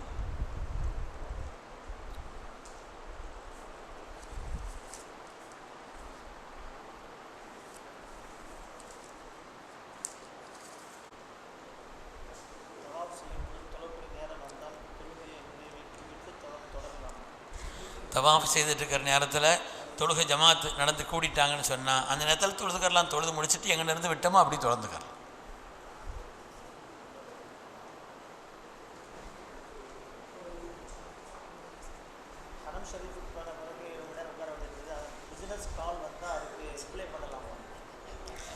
ஏத்திக்காவுடைய நீயத்தை வச்சு உள்ளே உட்காந்துருந்தீங்கன்னு வைங்க, அந்த நேரத்தில் முக்கியமான ஒரு கால் வருது அப்படின்னா ஃபோன் பண்ண அட்டன் பண்ணிக்கலாம். அது ஒன்றும் இல்லை. உள்ளே போகும்பொழுதெல்லாம் ஏத்திக்காவை நீயத்தை வச்சுட்டு போயிட்டீங்கன்னு வைங்களேன், உலக ரீதியான ஏதாவது காரியங்கள் வருது, பேச வேண்டியது இருக்குதுன்னு சொன்னால் பேசினா அது தப்பில்லை. ஏத்திக்காவை நீயத்து இருக்கும் பொழுது லைஸ அலைக்கும் ஜுனாஹுன் அன் தப்தகு ஃபதலம் மிர் ரப்பிக்கும். ஹஜ்ஜில் இருக்கும் பொழுது வியாபாரம் செய்ய வேண்டிய வேலைகள் வந்துச்சுன்னா வியாபாரம் செய்யுங்க, தப்பு இல்லைன்னு நல்லா சொல்லிட்டான், குரானில் வருது. அதுக்காண்டின்னு போயிடக்கூடாது. போகிற இடத்துல வியாபாரம் செய்யலாமா, ஊர்லேருந்து பிஸ்னஸ் கால் வருது, இது அப்படி வருது, பணம் இப்படி கொடுக்கணும், இப்படி செய்யணும்னு சொன்னால் செய்துக்கரலாம்.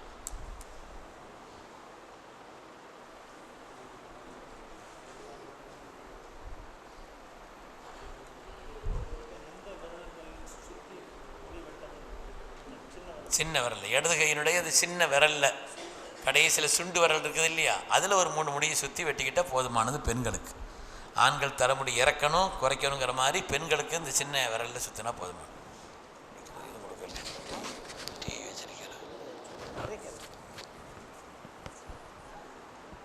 சிம் கார்டு யூஸ் பண்ணுவது நல்லதா அல்லது ரீசார்ஜ் பண்ணலாமா?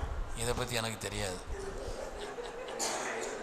அதாவது இங்கேருந்து அவங்க பணம் கட்டிட்டு கொஞ்சம் அப்படி சேர்ந்த தொடர்புள்ளவங்கள்ட்ட கேட்டுக்கங்க. தெரியும், எனக்கு தெரியும். சரி, அப்படின்னு சொல்கிறாங்க அவங்க.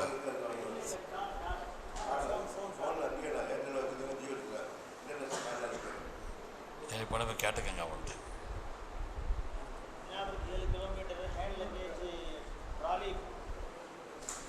ட்ராலியை இழுத்துட்டு போகிறது சிரமம். அந்த கூட்டங்களில் வந்து ட்ராலியை இழுத்துட்டு போகிறது அப்படிங்கிறது ரொம்ப சிரமம். தோலில் மாட்டிக்கிற மாதிரி பையா இருந்துச்சுன்னா பல வகையிலையும் நல்லது. என்ன நடக்கும் பொழுது கீழே கல் அது இது கிடக்குது, கொடை உடஞ்சி கிடக்குது, செருப்பு விட்டுட்டு போகிறாங்க. அதனால் அப்படி ட்ராலியை நம்ம இழுத்துட்டு போகிறதுங்கிறது, அதை மிதிச்சுக்கிட்டு இருப்பாங்க பல பேர். அப்படிங்கிறதுனால தோலில் மாட்டுற பையா இருந்தால் ரொம்ப நல்லது.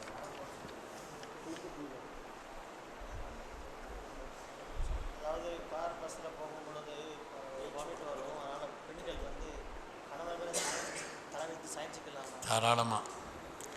ஹரமை பொறுத்தவரையில் கணவருடைய கையை பிடிச்சிட்டு நடக்கிறது, கணவர் மேலே சாஞ்சி இருக்கிறது, ஷாஃபி மதுஹப்லாம் அவங்களுடைய இதை தொட்டாச்சுன்னு சொன்னால் ஒதுமுறைங்கிற மாதிரி உள்ள ஒரு நிலை இருக்குது இல்லையா. ஹரமில் மட்டும் சில விதிவிலக்கு இருக்குது. ஹரமில் மட்டும் என்ன செய்யுது, விதிவிலக்கு இருக்குது. அதனால் அவங்க மேலே சாஞ்சிக்கிட்டு இருக்கிறதோ கை பிடிச்சிட்டு போகிறதோ அதெல்லாம் வந்து அந்த இடத்துல அதுக்கு விதிவிலக்குங்கிறத எழுதுகிறாங்க. தாராளமாக அதை செய்யலாம். உம்ரா செய்துவிட்டு மொட்டை போடுவது போல் ஹஜ்ஜி செய்துவிட்டு மொட்டை போட வேண்டுமா அல்லது சிறிது மட்டும் முடித்து விடலாமா? மொட்டை போடுறதுக்கு உங்களுக்கு 3 துவா இருக்குது. யார் மொட்டை போடுறாங்களோ அல்லாஹ் அவங்களுடைய பாவத்தை மன்னிச்சிரு, பாவத்தை மன்னிச்சிரு, பாவத்தை மன்னிச்சிருன்னு சொல்லி ரசூலுடைய துவா இருக்கிறதுனால போட்டுக்கிறது நல்லது.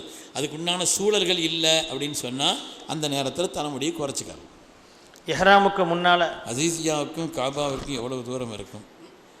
அசீசியாங்கிறதே ஒரு பெரிய ஊர், ஒரு குறிப்பிட்ட ஊர் இல்லை, பெரிய ஏரியா. அது வரதா இருந்தால் நிச்சயம் ஒரு தொடக்கத்தில் இருந்தாச்சுன்னா ஒரு 4-5 கிலோமீட்டர் இருக்கும். கொஞ்சம் தள்ளி இருந்துச்சுன்னா ஒரு 5-6 கிலோமீட்டர் இருக்கும்.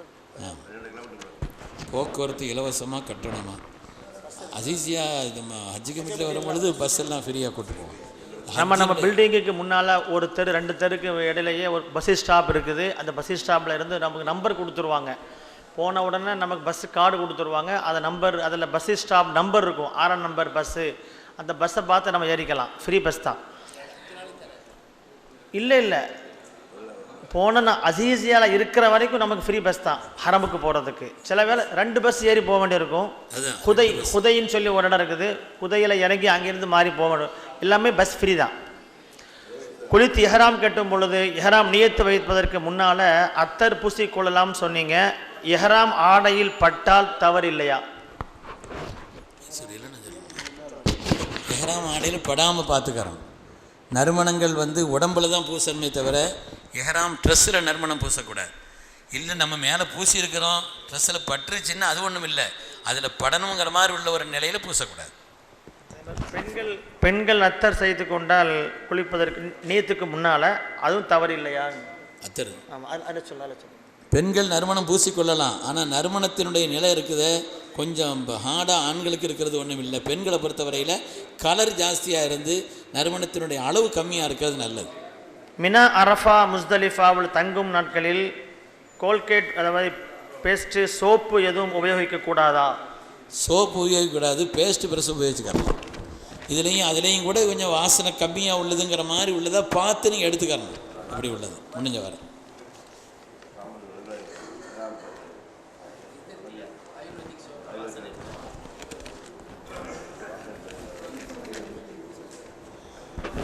ஹஜ்ஜுடைய காலத்தில் மாதவிடாய் ஏற்பட்டால் ஃபர்லான தவாஃபை எப்பொழுது நிறைவேற்றுவது?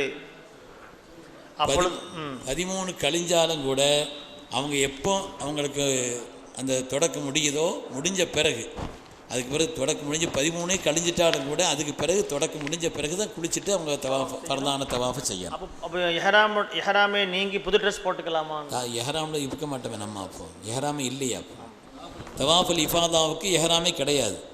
நார்மல் ட்ரெஸ்ஸில் தான் போவோம். புது ட்ரெஸ்ஸில் போட்டுக்கலாம், நல்ல ட்ரெஸ்ஸு போட்டு போகலாம். முடிச்சுட்டு ஒரு சின்ன துவா ஓதிட்டு போவோமா?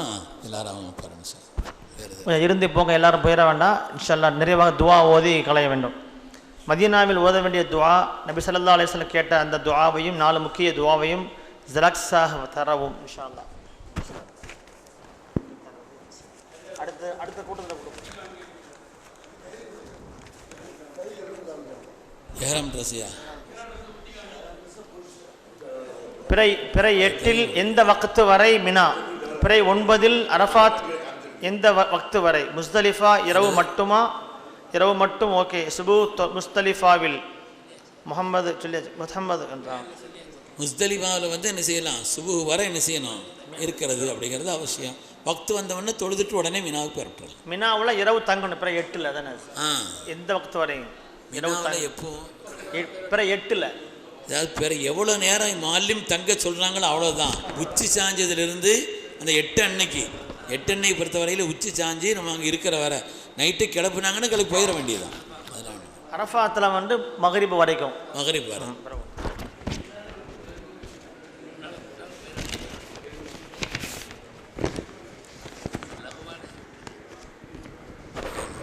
ஹஜ் பிறை 11 நடு ஷைத்தான் சின்ன ஷைத்தானுக்கு கல் எறிந்து விட்டால் பிறை 12 கல் எறிய வேண்டுமா? 11 செய்யணும். அதாவது 10, 11, 12 கண்டிப்பாக எறியணும். கல் எறிகிறது வாஜிபுன்னு சொல்லிட்டணும். ஷைத்தானுக்கு கல் எறிவது சிறிது விளக்கம் கூறவும். என்ன விளக்கம்? சைத்தானுக்கு கல் எறிகிறதுங்கிறது சொன்னோம். தனித்தனி கல்லாக எடுத்து எழுதணும். ஒவ்வொன்றையும் பிஸ்மில்லாஹ் அல்லாஹ் அக்பர்னு சொல்லி எறியணும். அதில் தனக்காக வேண்டி எழுதணும், எறியணும். அதுக்கு பிறகு தான் மற்றவங்களுக்கு யாருக்கு கொடுத்தாங்கன்னா அதை எறியணும். அதில் என்ன உங்களுக்கு தேவைன்னு சொல்லி தெரிஞ்சால் அதை விளக்கி சொல்லலாம். அரஃபா தினத்தன்று அரஃபா பள்ளிக்குள் இடம் கிடைத்தால் உள்ளே செல்லலாமா? முடிஞ்சவரை அரஃபாவுடைய பள்ளிக்கெல்லாம் போகாமல் இருக்கிறது நல்லது. ஏன்னா அங்கே அவ்வளோ நெருக்கடியாக இருக்கும். கூட்டத்தை விட்டுருவோம், நம்ம கூட்டத்தை விட்டுருவோம். அதனால் அங்கே முடிஞ்சவரை அங்கே போகாமல் இருக்கிறது நல்லது. தவாஃப் செய்தவுடன் சை செய்யும் முன் 2 ரக்காத் தொழ வேண்டுமா? தொழ வேண்டும். தவாஃப் கண்டிப்பாக தொடரும் இல்லையா?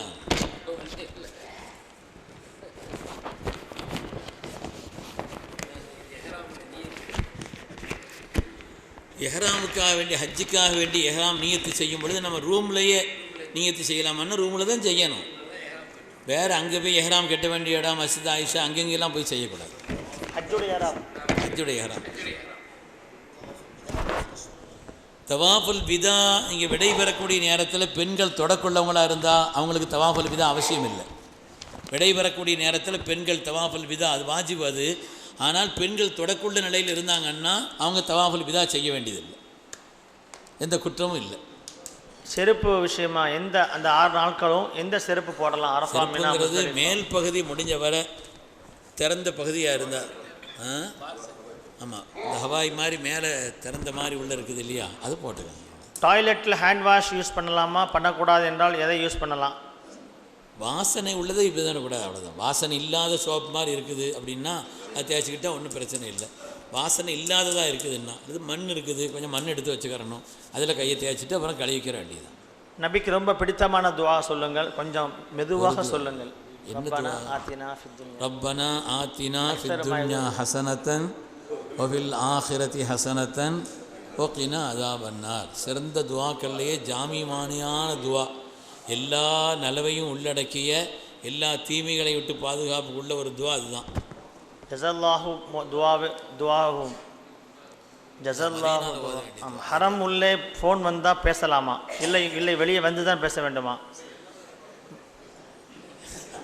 மினாவில் இருந்து அரஃபா போகும்போது மினாவில் உள்ள பொருட்கள், அதாவது நமது துணி பையை எல்லாமே எடுத்துக்கொள்ளலாமா? மினாவிலே நீங்கள் வச்சுட்டு போயிடலாம். மினாவிலிருந்து அரஃபாக்கு மட்டும் தான் கொண்டு போகணும். ஒரு நாள் தேவையான அந்த ஒரு பகல் இரவில் எது தேவையோ அதை மட்டும் எடுத்துகிட்டு போகணும். மற்றவரை மினா டெண்டிலே வச்சுட்டு போகணும். பணமாக இருந்தால் நாங்கள் வச்சுட்டு போனால் பாதுகாப்பாக இருக்கும். பிறை 11, 12, 13 எத்தனை கல் எறியணும்? பிறை 10 7 கல். அங்கே 11, 12, 13 வந்து ஒவ்வொரு நாளும் 21 கல்.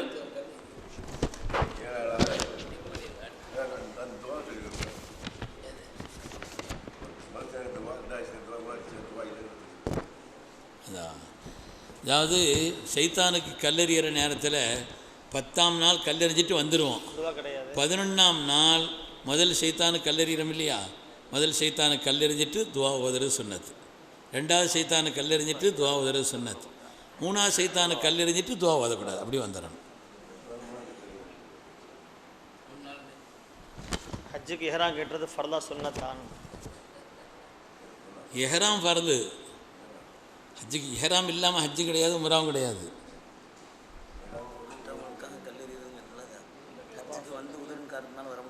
ஆமாம், மற்றவங்களுக்கான ஊரில் இருக்கிற யாருக்காவது அங்கே கல்லெறியக்கூடாது.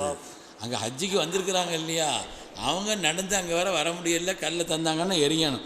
ஊரில் அவர் பேரை சொல்லி இவர் பேரை சொல்லி அப்படிலாம் கல்லெறியக்கூடாது.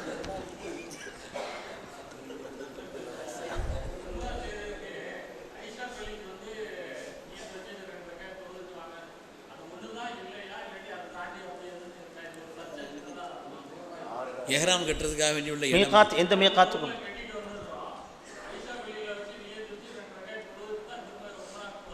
இல்லை.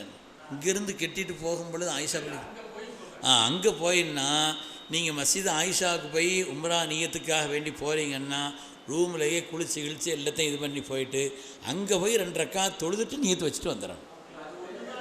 ஆமாம், அது ஒன்று தான் மீகாத். இல்லை மீகாத்துன்னா அது தாண்டி நிறைய இருக்குது.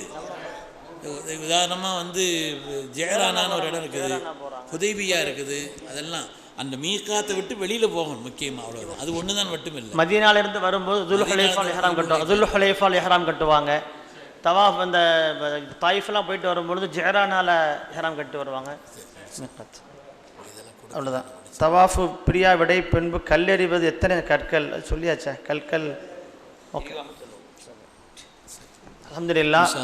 இன்ஷால்லா வேறு எதுவும் கேள்விகள் இருந்தாலும் எழுதி வச்சுக்கிட்டு இன்ஷால்லா அடுத்த நிகழ்ச்சி மேலப்பாளையத்தில் நடக்கக்கூடிய நிகழ்ச்சி 14ஆம் தேதி.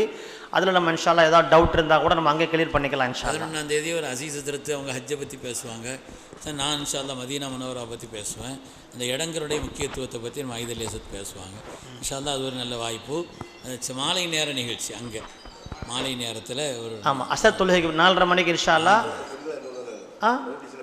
பெண்கள் உண்டு, பெண்களுக்கும் உண்டு. இன்ஷா அல்லா வந்துருங்க. பெண்களும் ஆண்களுக்கு ஏற்பாடு செய்யப்படுறது. வேலப்பாளையம் வடக்கு ஆதி மொஹிதீன் ஜும்மா பள்ளிவாசல் 14ஆம் தேதி இன்ஷா அல்லா மாலை நிகழ்ச்சி, இரவு உணவு ஏற்பாடு செய்யப்பட்டிருக்கிறது. நன்றி. பெரிய தெரு வேலப்பாளையம் பெரிய தெரு. நிறைவாக நமது மாவட்ட பொருளாளர் கசாலி ஹசரத் அவர்கள் நன்றி சொன்ன பிறகு துவாவுடன் நிறைவு.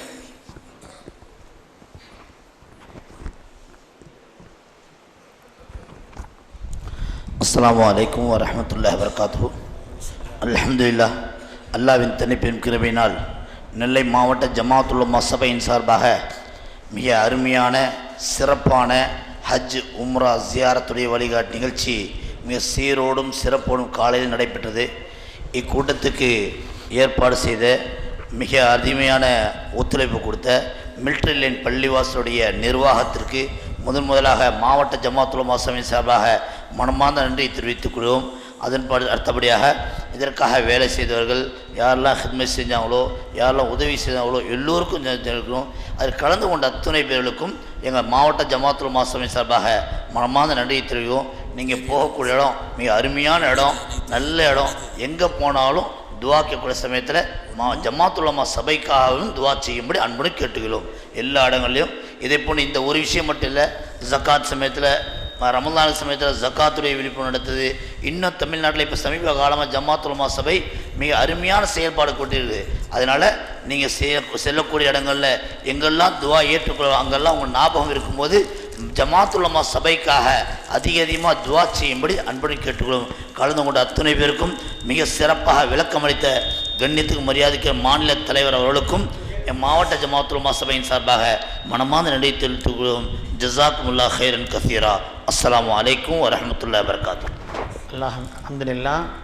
இந்த ஹஜ் உம்ரா ஜியாரா வழிகாட்டு வகுப்பை மிக சிறப்பாக நடத்தி தந்த தமிழ்நாடு ஜமாஅத்துல் உலமா சபையின் தலைவர் கண்ணியத்திற்குரிய மௌலானா ஹஜா மொய்தீன் பாக்கவி ஹஜரத் அவர்களுக்கு மாவட்ட சபையின் தலைவர் ஷேக் மீரான் ஹஜரத் அவர்கள் பொன்னாடையை வழங்கி அவர்களை பாராட்டி கௌரவிக்கிறார்கள். அஸ்ஸலாம்.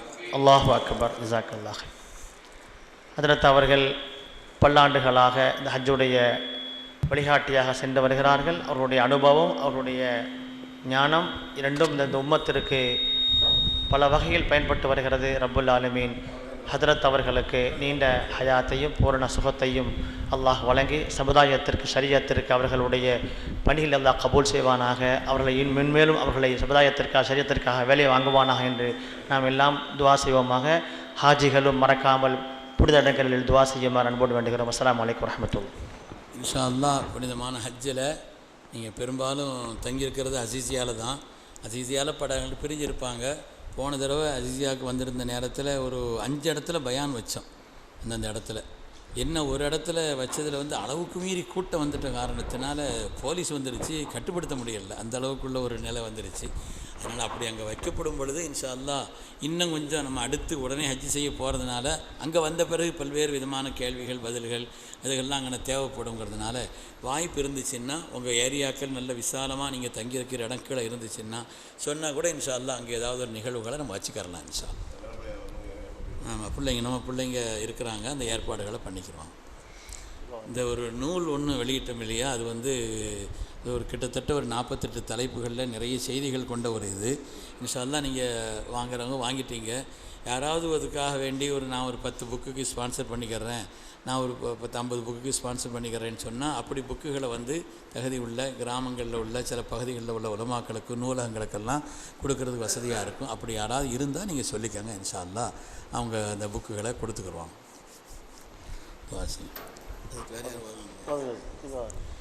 பிஸ்மில்லாஹிர் ரஹ்மானிர் ரஹீம். அல்ஹம்துலில்லாஹி ரப்பில் ஆலமீன். ஹம்தன் யுவாஃபி நிஅமஹு வயுகாஃபி மஸீதா வஅஃபு அன்னா யா கரீம் யா ரஹீம் யா அல்லாஹ். ஆமீன். அல்லாஹும்ம ஸல்லி வ ஸல்லிம் அலா ரசூலிக சய்யிதினா ஹபீபினா மௌலானா முஹம்மதின் வ அலா ஆலி சய்யிதினா وشفيعنا مولانا محمد مبارك وسلم عليه.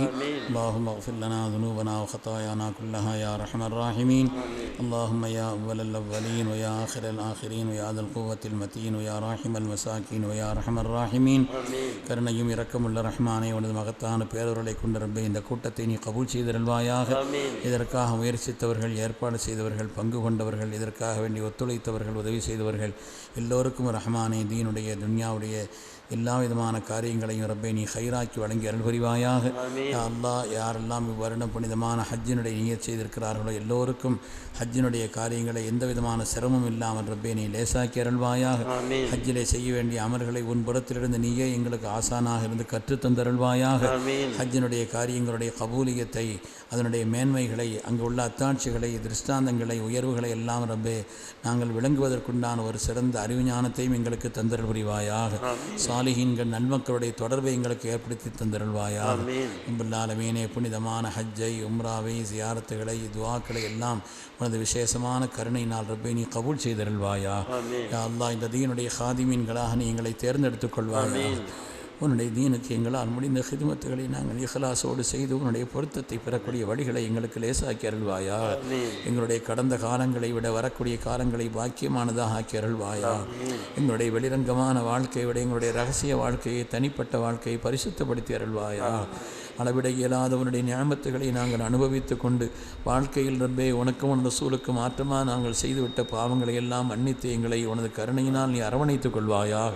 நாங்கள் செய்துவிட்ட பாவங்களினால் துன்யாவிலோ ஆகிரத்திலோ எந்த விதமான அதாபோ, கேவலங்களோ, இழிவோ, கண்ணியோ, குறைவோ ஏற்பட்டு விடாமல் நீங்களை பாதுகாத்தருள்வாயா. எங்களுடைய ஏடுகளை நன்மையை கொண்டு நிரப்பமாக்குவாயாக. என்னுடைய ஏடுகளிலிருந்து எல்லா விதமான தீமைகளையும் பாவங்களையும் நீக்கி அவைகளை எல்லாம் நன்மைகளாக நீ மாற்றி அமைத்தருள்வாயா. ரப்பே, நாங்கள் அறிந்து அறியாத எல்லா நல்ல பாக்கியங்களையும் நீ கபூல் செய்தருள்வாயாக. என்னுடைய ஹலாலான ஹாஜத்துகளை கபூல் செய்தருள்வாயா. எல்லா விதமான கவலைகளிலிருந்தும், சிரமங்களிலிருந்தும், நோய் நொடிகளிலிருந்தும், வறுமையிலிருந்தும், கெட்ட மரணங்களிலிருந்தும், திடீர் மரணங்களிலிருந்தும் அல்லாஹ்வே நீங்களை பாதுகாத்தருள்வாயாக. நீண்ட ஹயாத்தை எங்களுக்கு தருவாயாக. நிறைவான ஆஃபியத்தை தருவாயாக. இறையச்சமுள்ள கல்வை தருவாயாக. ஹைரான தீனையும், ஹைரான துன்யாவையும், ஹைரான ஆகிரத்தையும் எங்களுக்கு நசீபாக்கி அருள் புரிவாயா. நீ எங்களுக்கு தந்த பாக்கியங்களிலே பரக்கச் செய்தருள்வாயா. ربنا تقبل دعاءنا إنك أنت السميع العليم وتب علينا يا ربنا إنك أنت التواب الرحيم. وصلى الله وسلم على سيدنا محمد وعلى آله وأصحابه أجمعين. آمين. سبحان ربك رب العزة عما يصفون وسلام على المرسلين والحمد لله رب العالمين. صلى الله على محمد صلى الله عليه وسلم. صلى الله على محمد صلى الله عليه وسلم. صلى الله على محمد يا ربي صل وسلم. سبحان الله.